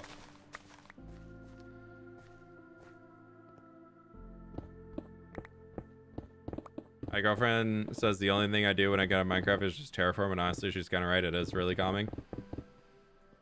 Yeah, not everything in Minecraft needs to be about like flying through your world to advance it. There's a big reason why I don't use TNT dupers to clear out landscapes and things is One, it helps me feel a lot more connected to what I'm doing, which I think is really good for like that longevity of play, to want to keep playing in your world long term, is you want to feel connected to the world that you're making. But two is that so much like, without getting too philosophical into it, so much of life is just all about like sprint, and just get done. How quickly can I do things? There's a million things on my to-do list, blah blah blah blah blah blah blah. And dude, that's like, if I can turn something that is like part of my actual work life into something that actually becomes like that relaxing kind of chill moment for me, I feel like that's a huge win. That's why I love doing this type of stuff. And it's just a good excuse to be able to hang out with y'all and actually be able to respond to a lot more questions and things and have much more chill stream chat vibes. Don't you use cobblestone farms? Nah, dude, I have no need to use a cobblestone farm. We have over 3 million stone currently sitting in a storage room.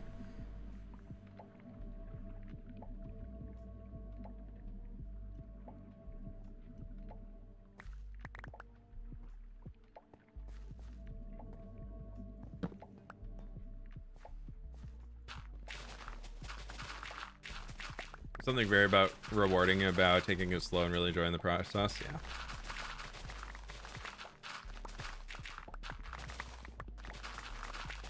It's gonna be solid, isn't it? No, actually it's not. Okay.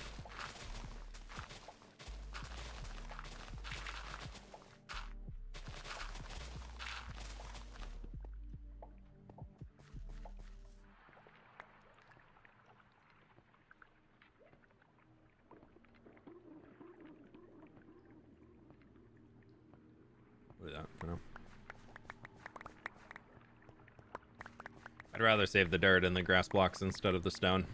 We don't need any more stone in storage. We're plenty fine on that. Hey, tester building, I get lost in the thinking process. I find for me to only focus on certain aspects at a time can help a lot. So like when I get started, I really focus on the shape of a building. Because if your building looks good when it's made out of just a single color, like for me, I tend to use a single color of concrete. So if my yellow concrete blob looks like a medieval house, I've probably done a pretty good job. And so when the yellow concrete blob starts to get detailed and everything, you already know you're kind of in the right direction because you've got the rough idea of it down already. I recommend doing stuff like that. It helps me a lot.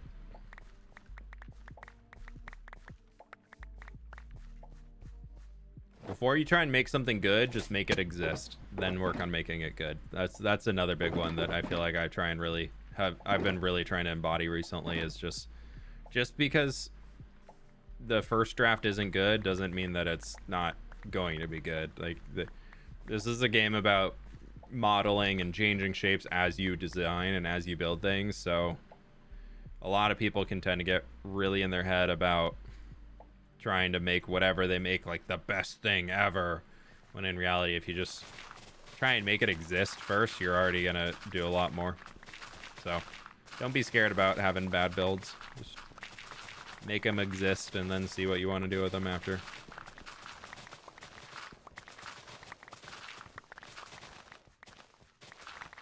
I have a question. Do you feel like we should have more options for mounts in Minecraft? I like the custom mounts and empires. I think Minecraft could definitely have more custom mounts, but I think they would all need to do unique things in order for the community to get really bought in on it in a certain way. Like I think the camel, if you think about it, we actually have a decent amount of mounts in Minecraft. Stand up.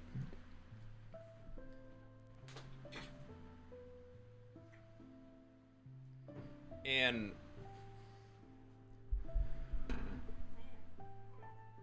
oh, big stretch.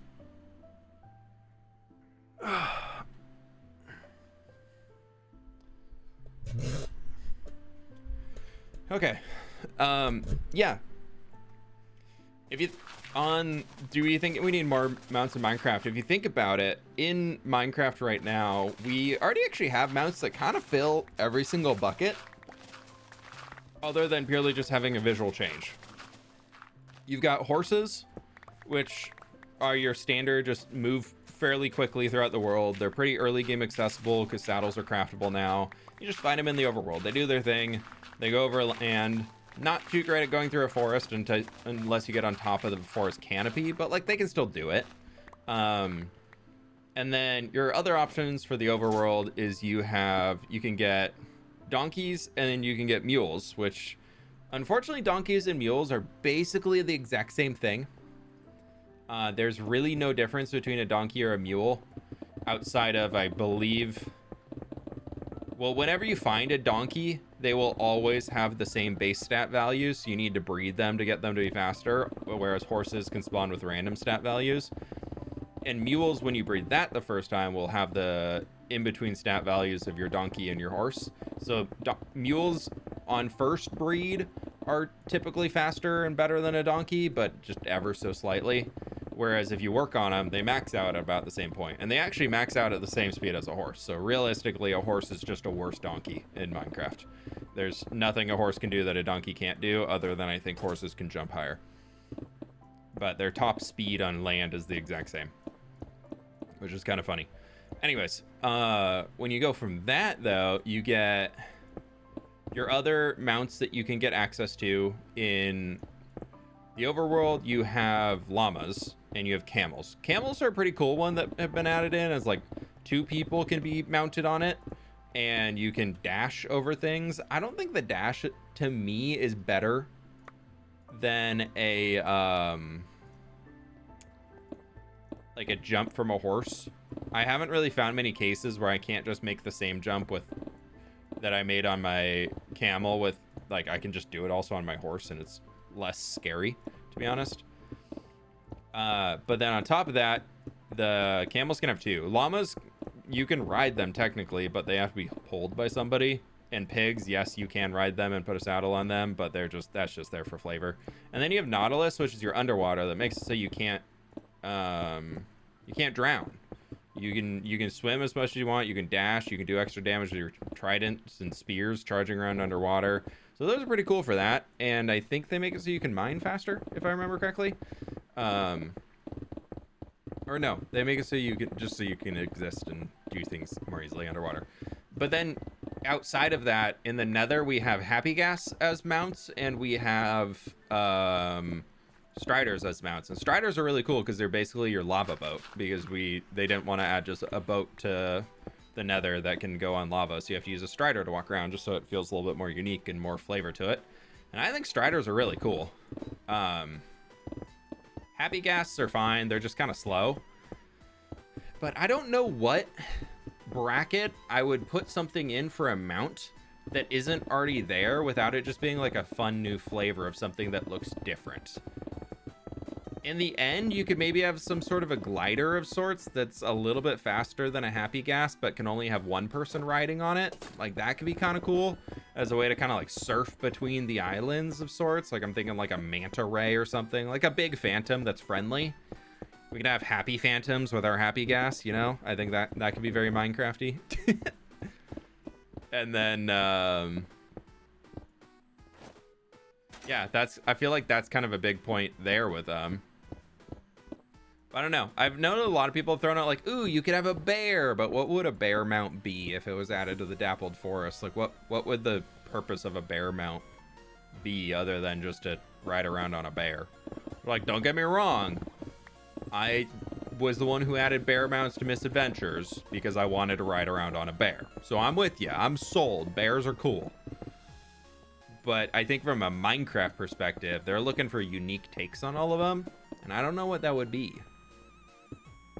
I don't know what that would be for those types of mounts, you know?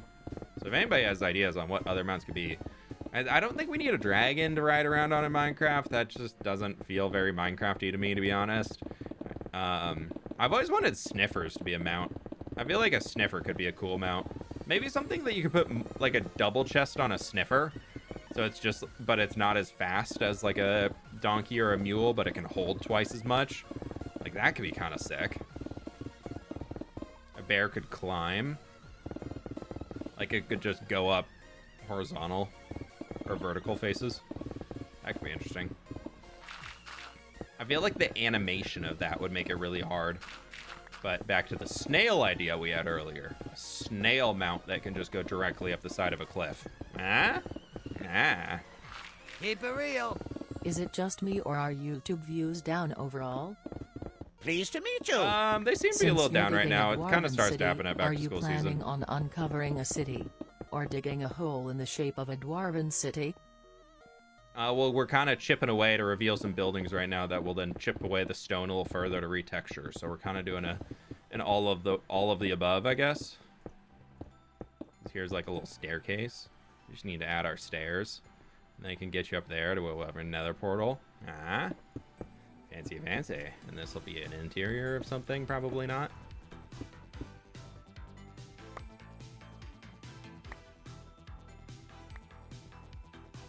Fairmount could climb trees and collect honey.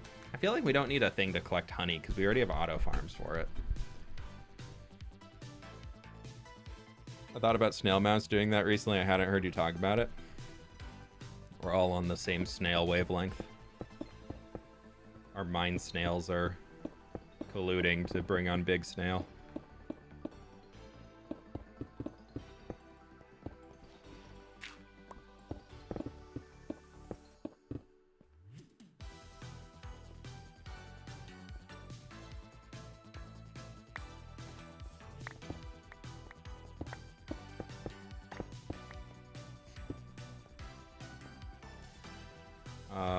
So we need to chop around this back edge, and then we'll just turn the Lightmatic off and get out the middle.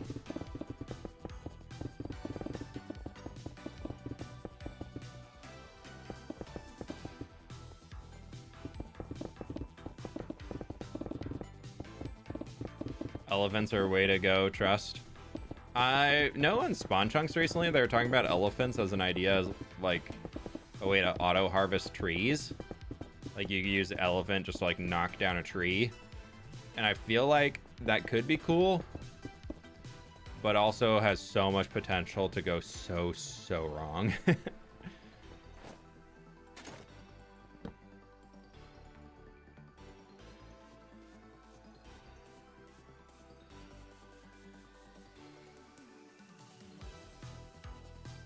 Since they added more wolf varieties, I'd love to see more horses. Like more, because horses I think still technically have more varieties than they have wolves and cats. I'm pretty sure of any mob outside villagers, we have the most variety of horses of any mob in Minecraft.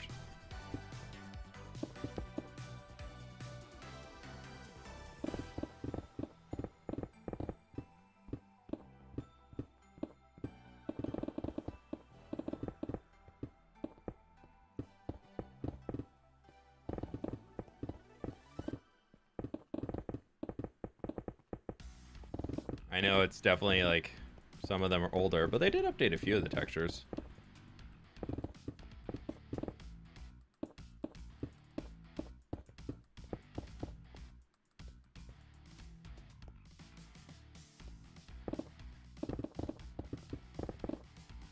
We're gonna have to go gather a ton of dead coral probably for this.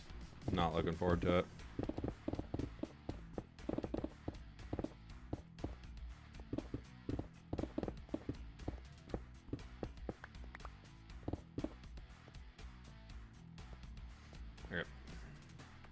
All of this just chunk here just needs to be torn down. Add a bison that can carry a lot of stuff for the player. Dude, I would love a bison. Honestly, I want a muskox. Like a bison and a muskox I feel like are pretty similar. But dude, I think oxen, the oxi, are such cool animals.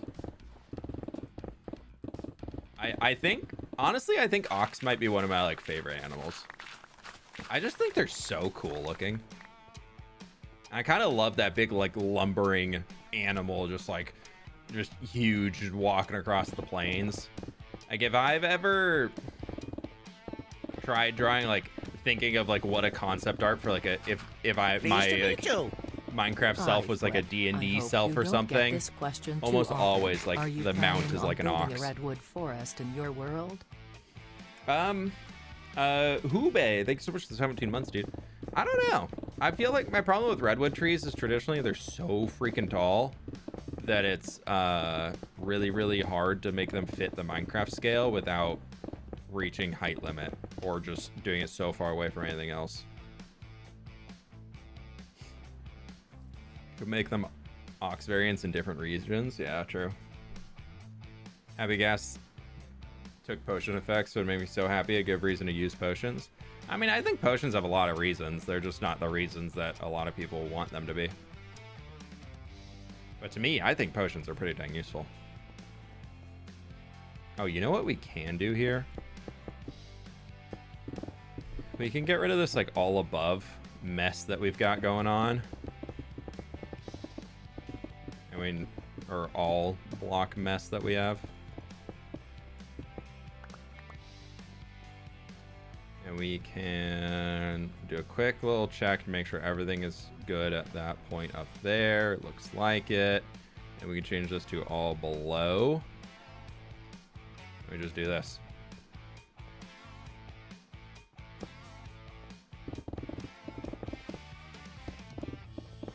That'll make it a lot easier on the eyeballs.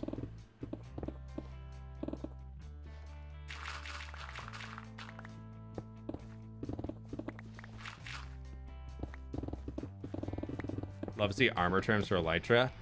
I think, unfortunately, I don't see Mojang adding armor trims for Elytra because capes exist. And I think if armor trims were added for Elytra, you could very quickly see the community going, hey, wait a minute.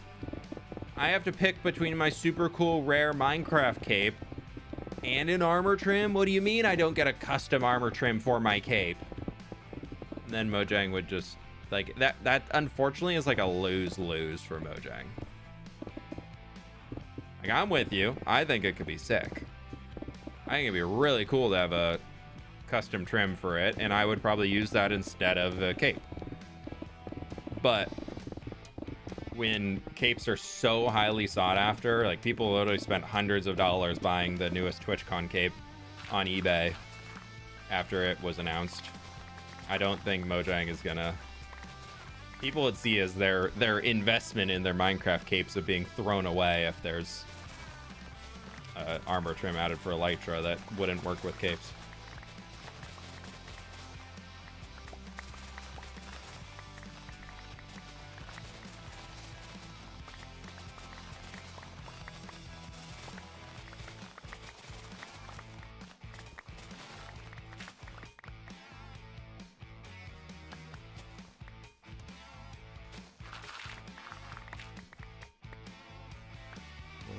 Inventory's almost full again.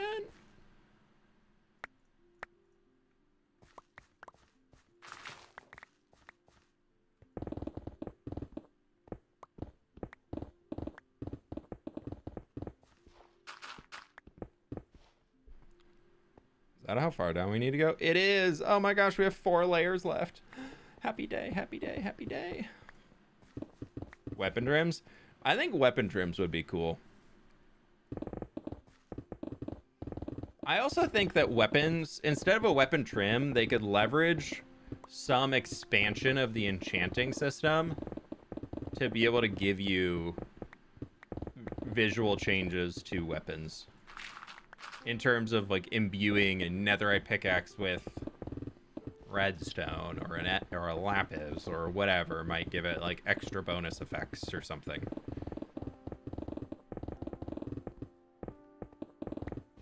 I think stuff like that could be really cool.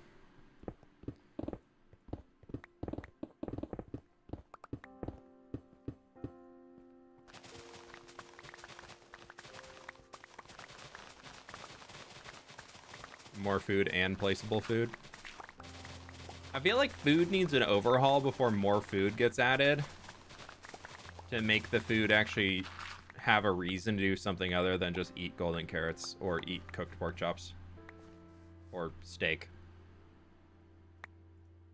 I feel like it's like a problem that Minecraft unintentionally put themselves in when they changed food to being a hunger bar versus being something that restores your health directly, like it was in old Minecraft, to now there will just always be one food item that is better than all other food items. There'll be one food to rule them all. And unfortunately, it's not taters. 10K. Ooh, 10K viewers. Wow. Wow. 10K viewers, 1K likes. Hello?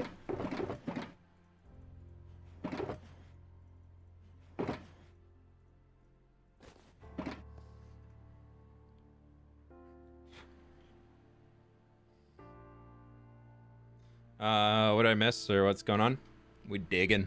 We've been digging for 2 hours. Valenite 500k stone? No, dude, we got over 1 million stone in storage now. Sorry, my glasses got all dirty all of a sudden.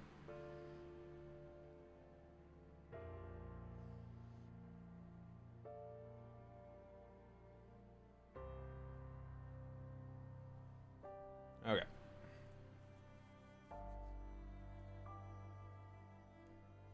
Whoa, Miss May, no streaking.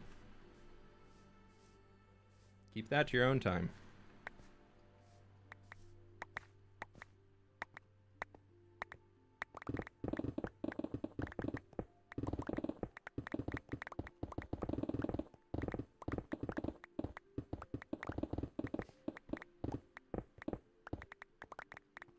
Okay, there that goes.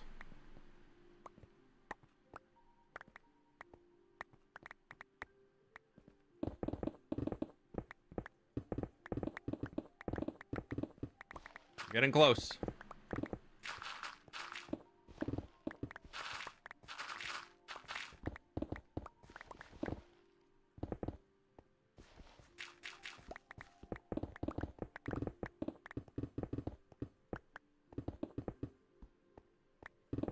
Just gonna carve this all out here.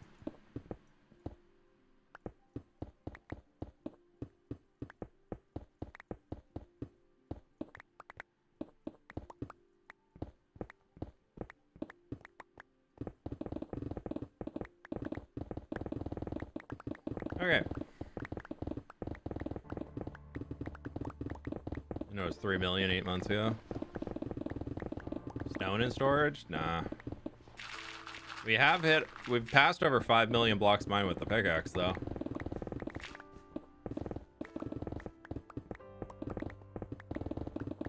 Is there a specific ability you're attached to the most in this world, besides the world as a whole, of course? I feel like the Foliage University is the one that I still like look back on and be like, yeah, I'm really happy I made that.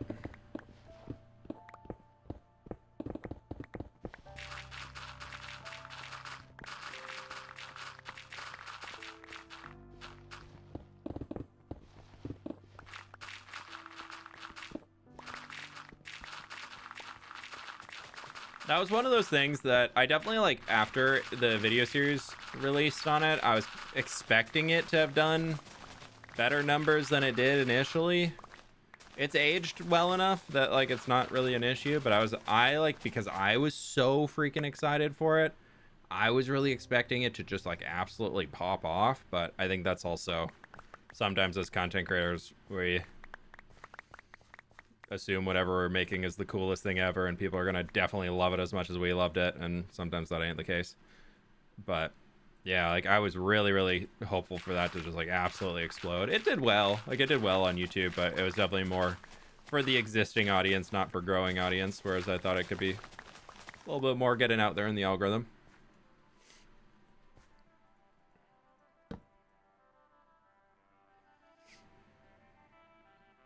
That turned out so good. Yeah, I'm personally very, very happy with how that came together. Like, I was very happy being able just to be able to make that. That's one of those things where every once in a while as a content creator, you got to do the thing that's just for you. And it's okay. Like, and not every video that you publish as a content creator is going to be the next viral video, and it's not realistic to expect that. So sometimes the videos you're making, you gotta be making for you, and then sometimes those are also the ones that absolutely pop off. So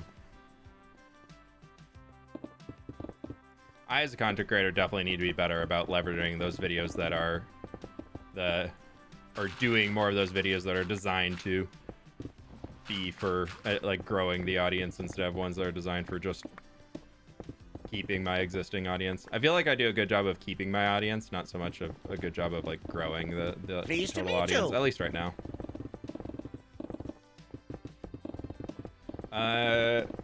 Teru, thanks so much for the 8 months. I appreciate you.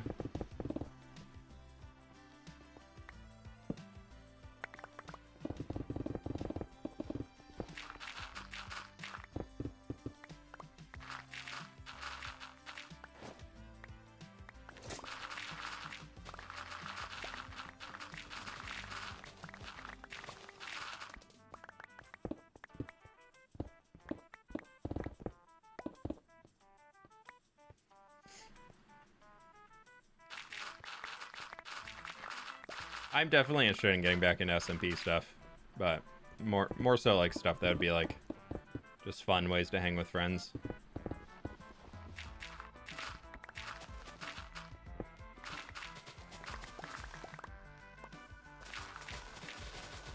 SMPs are hard because they tend to really just not do that well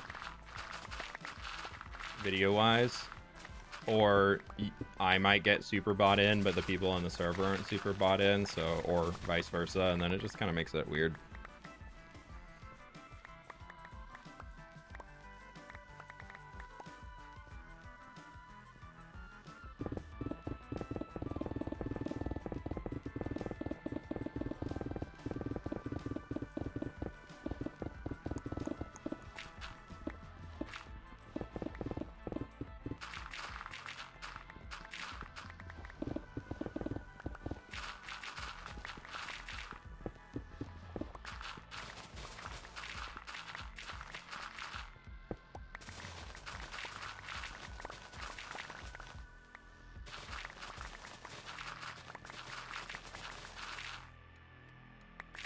Yeah, it's gonna be able to make it.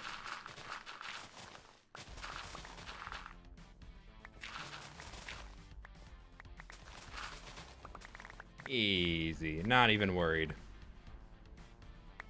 No stress at all.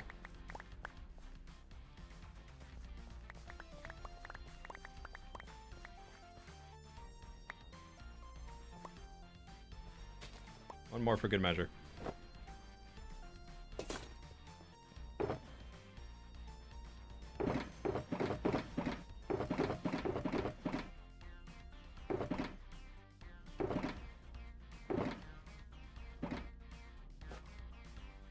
Still 29 durability. That thing can break at least 100 blocks.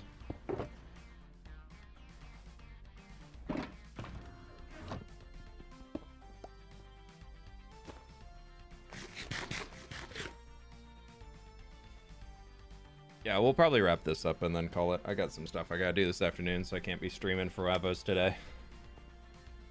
Have you ever read the Odyssey? I read it in like middle school.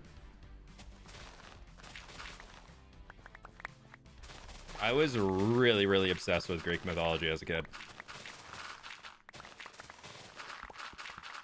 I had all the books, learning about all the fantastical creatures and everything of mythology, and read the Odyssey and the Iliad and all that stuff. But it's I don't remember much. And then I was also, you know, for true accurate lore, was super into Age of Mythology, so you know. I was big into the world. Percy Jackson? No, I never watched Percy Jackson.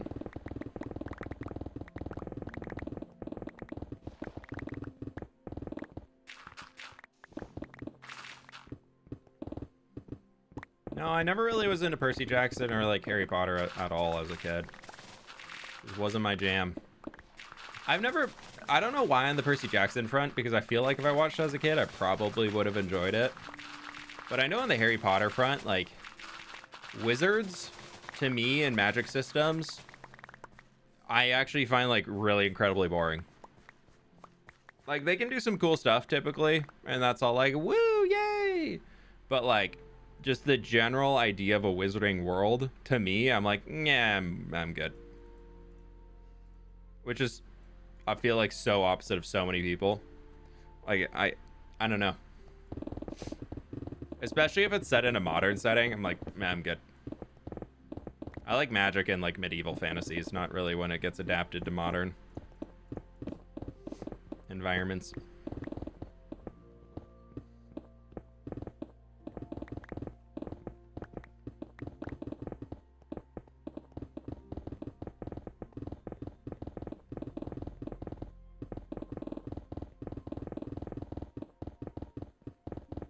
Ninth grade? No, I was saying I just decided to read it myself. That wasn't for school. We had to watch the. Do you remember that Romeo and Juliet? But they were all like in the 70s. It was like in the 70s, as it was like a recreation of it. They all had guns and were greasers and slicked back hair and everything. I remember watching that in high school once because one of my teachers were doing like the Romeo and Juliet quarter that everybody has in literature classes in the US, and my teacher was like, all right, so we're gonna watch this instead because it's different. Wasn't that Grease? No, it's like a full-on Romeo and Juliet. Romeo and Juliet 70s. What is it called? No.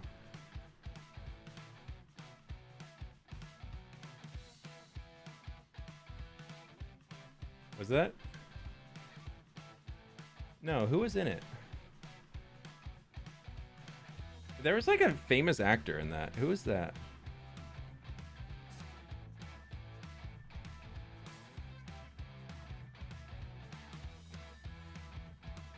Yeah, that was the one with Leonardo DiCaprio. Yeah. That's who it was. That's the one. Yeah, Leonardo DiCaprio. That one. Yeah, exactly.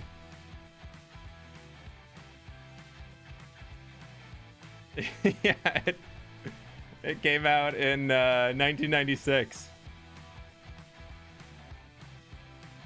It's such a weird one. At one point, I'm pretty sure they all take like a bunch of drugs and go to a party, and then that's where he like first falls in love with her, and you're like, yeah, okay, bud.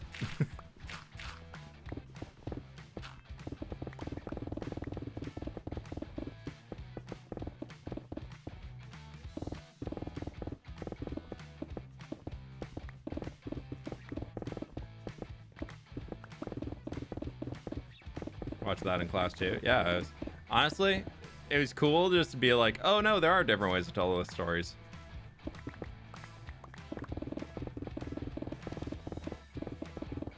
King in Yellow? Nah, I'm not familiar.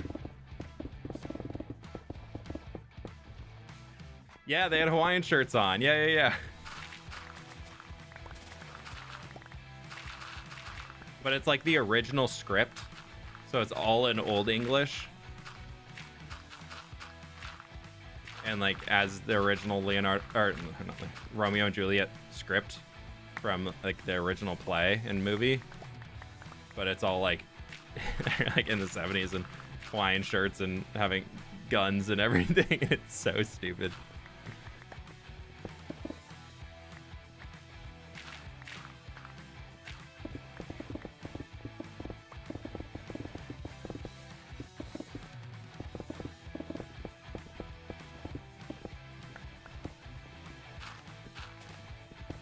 Can't believe they showed it in school, but it was from Maybe to understand better. Are you talking about the movie?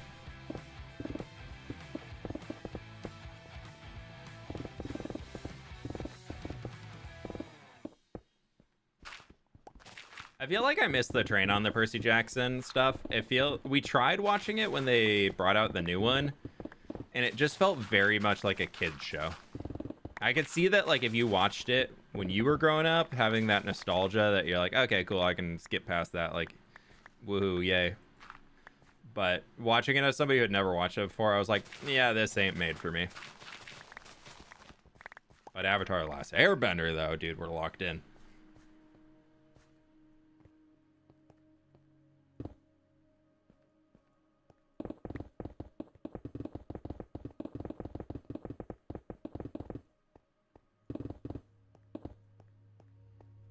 My rock is coming through the side of my building. Honestly, we can maybe use that to our advantage on the inside. So excited for the movie. Didn't it just come out? Isn't it out already? I'm pretty sure it is, because I'm pretty sure I heard JoJo saying she was going to go see it. Or that she did see it.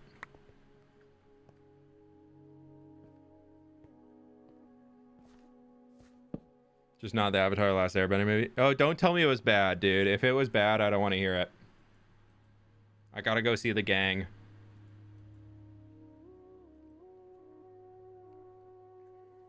Honestly, season 2 of the live action, we're only a few episodes in so far. But like, so far, I'm like, this actually is pretty good.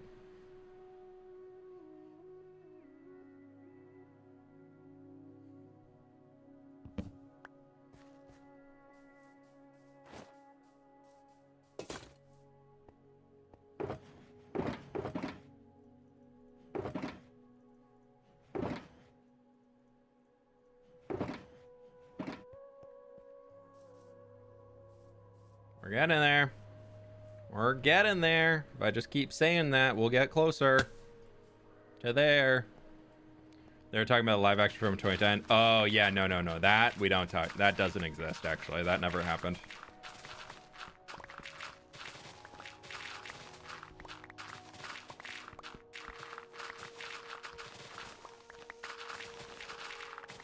That one we just say does not exist, so it's fine.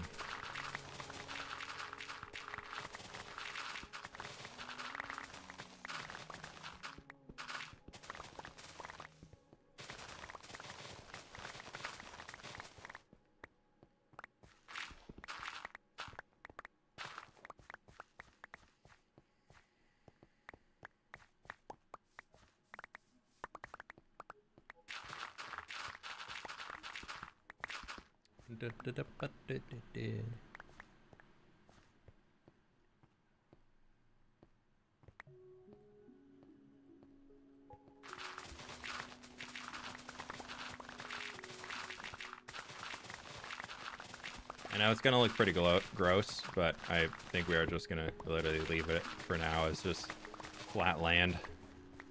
Just a torn outside of a mountain. You can kind of see where the buildings will come in a little bit. See the villagers on the mountain already making themselves at home.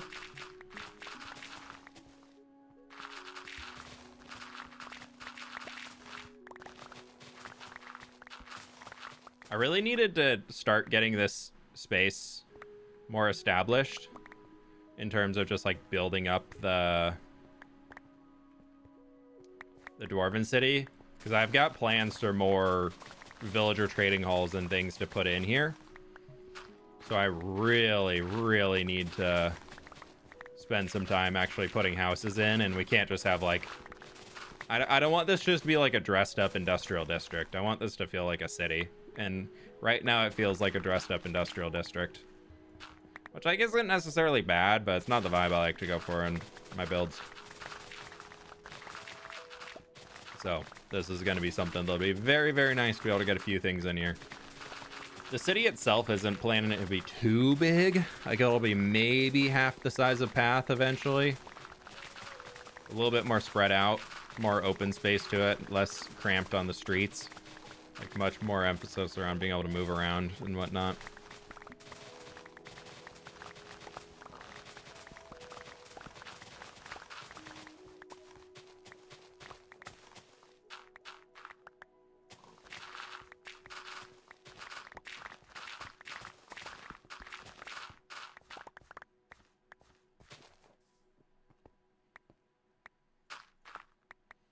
Or the farms that are in the city. Creeper Farm and well, Rocket Factory is in there, so Creeper Farm and a whatchamacallit, sugarcane farm are in there. Outside of that is we have a resin farm here, so a creaking resin farm that is in that lump of rock over there. We've got a giant spot with cleric villagers, and we've got a giant spot with stonemason villagers currently as like the main villager trading here. And I want to also add toolsmiths, and I want to also add a giant iron farm.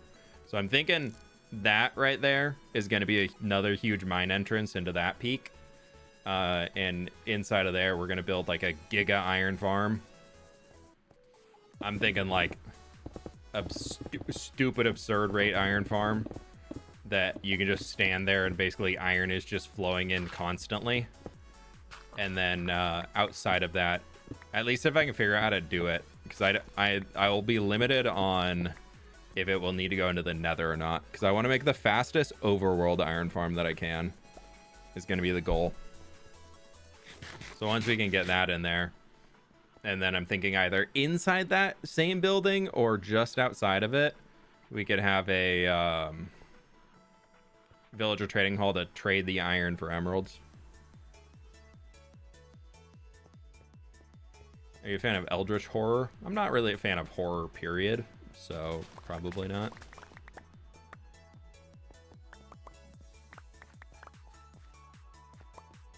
Autocraft redstone or hoppers? What do you mean?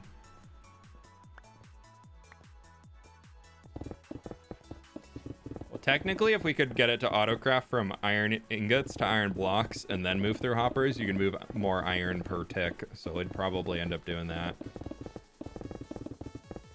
Because I have like multiple rows. I guess you could do a water stream too, and that'd be fine. Get fWhip stone? Probably. No, that'll probably be a tutorial. But I'm just gonna follow along.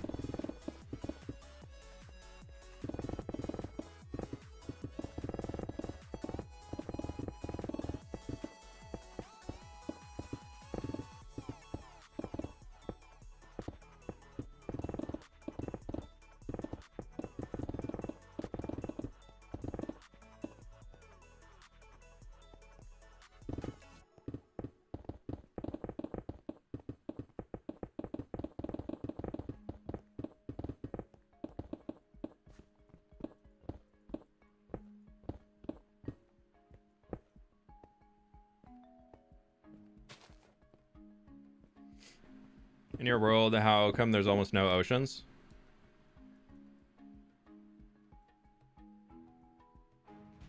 There's oceans.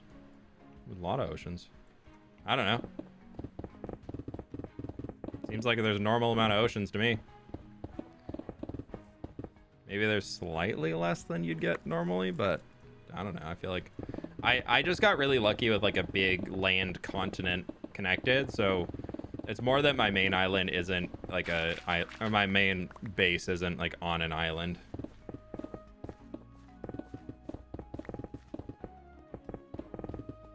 That's a normal amount. Yours isn't. You have too many oceans. Do you not love ocean?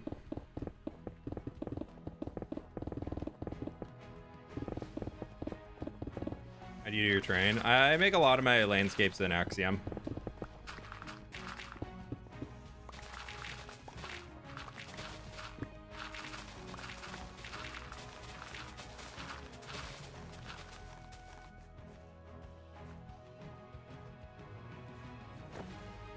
One more inventory drop. We should have enough to be able to get through the rest of this.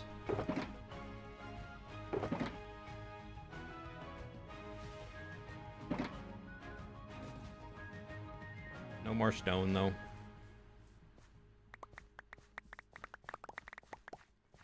Nom nom nom nom nom. Oceans get so annoying sometimes. I kind of like them though, I'll be honest. Purely from a terms of like building along an ocean is really nice. And I feel like I get limited more on I would actually like there to be more oceans.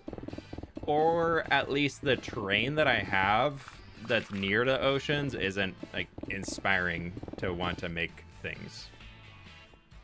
I guess is more where I'm coming from at it. 13,000 people? 14,500.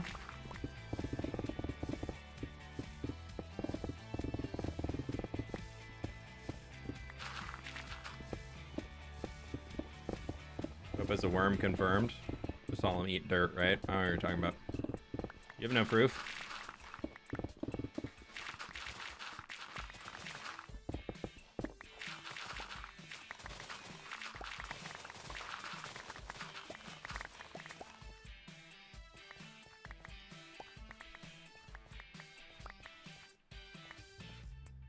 Not even 1K likes.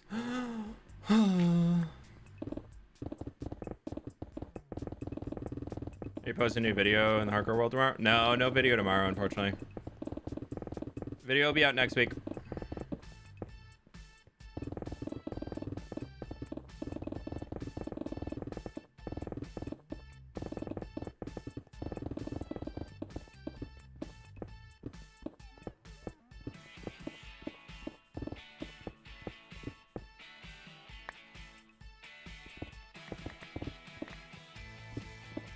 I don't care how many ores I have in storage, I'm picking up ore. Do I need an 11th shulker box of coal ore? Probably not. Am I gonna fill 11th shulker box of coal ore? Probably.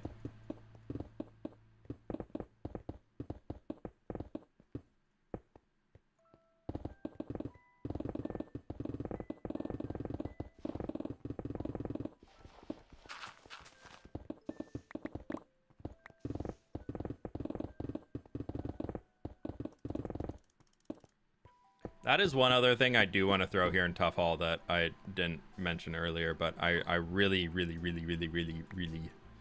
would like to throw a ore storage here.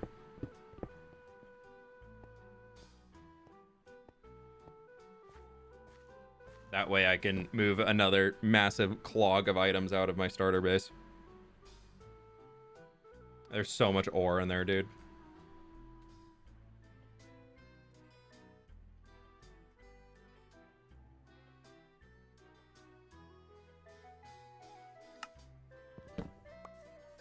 Better to have it and not need it. True.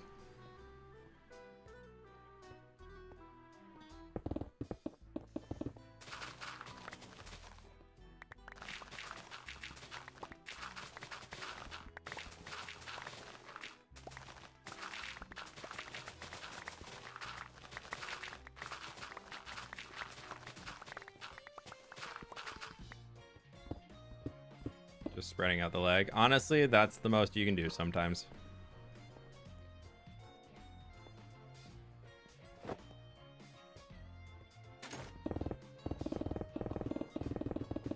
Minecraft is not really a game that you can like over efficient to size or whatever you want to say your base.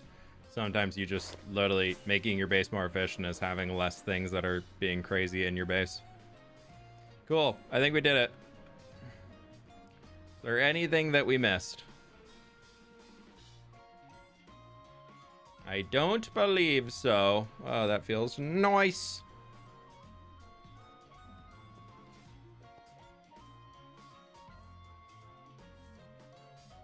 That's enough to at least get moving to the next steps.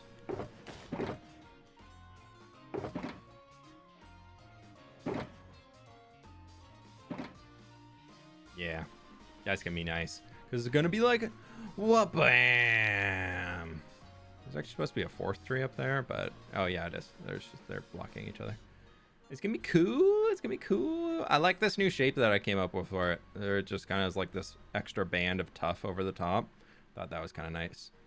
fWhip said no more mountain. Yeah, but we're gonna like make the mountain rocks around it look all super nice so that it's all pretty and stiff. But it'll be cool. I think though we are gonna be calling it there on stream today. Thank you so much for being here, everybody. I really do appreciate it. Y'all been absolutely amazing. I gotta run and go get some stuff done, and I'm hungry, so I want to go get some lunch. What is this clip need to be called? Thank you so very much, everybody, for hanging. I really do appreciate it. You've been absolutely awesome. Folks on the YouTube side, be sure to click the subscribe button if you haven't already. It helps me out a bunch. And drop a little cheeky like on the way out. Helps me out a lot, so I do appreciate y'all doing that. I lost my build window. There it goes. Yeah, thank you, everybody, for being here. I really do appreciate it. We'll be live again on Friday, most likely. And, oh, wrong one. There we go. Yeah, we'll just end things off there. Who can we go drop a raid in? You know what? We haven't raided JoJo for a little while. We're gonna go raid JoJo. She's a cool person. I don't know. I think she's doing lifesteal SMP things or something like that, but she's hanging. Thank you so very much, everybody, for being here. I really do appreciate it. I'll catch you on the flip side. Bye.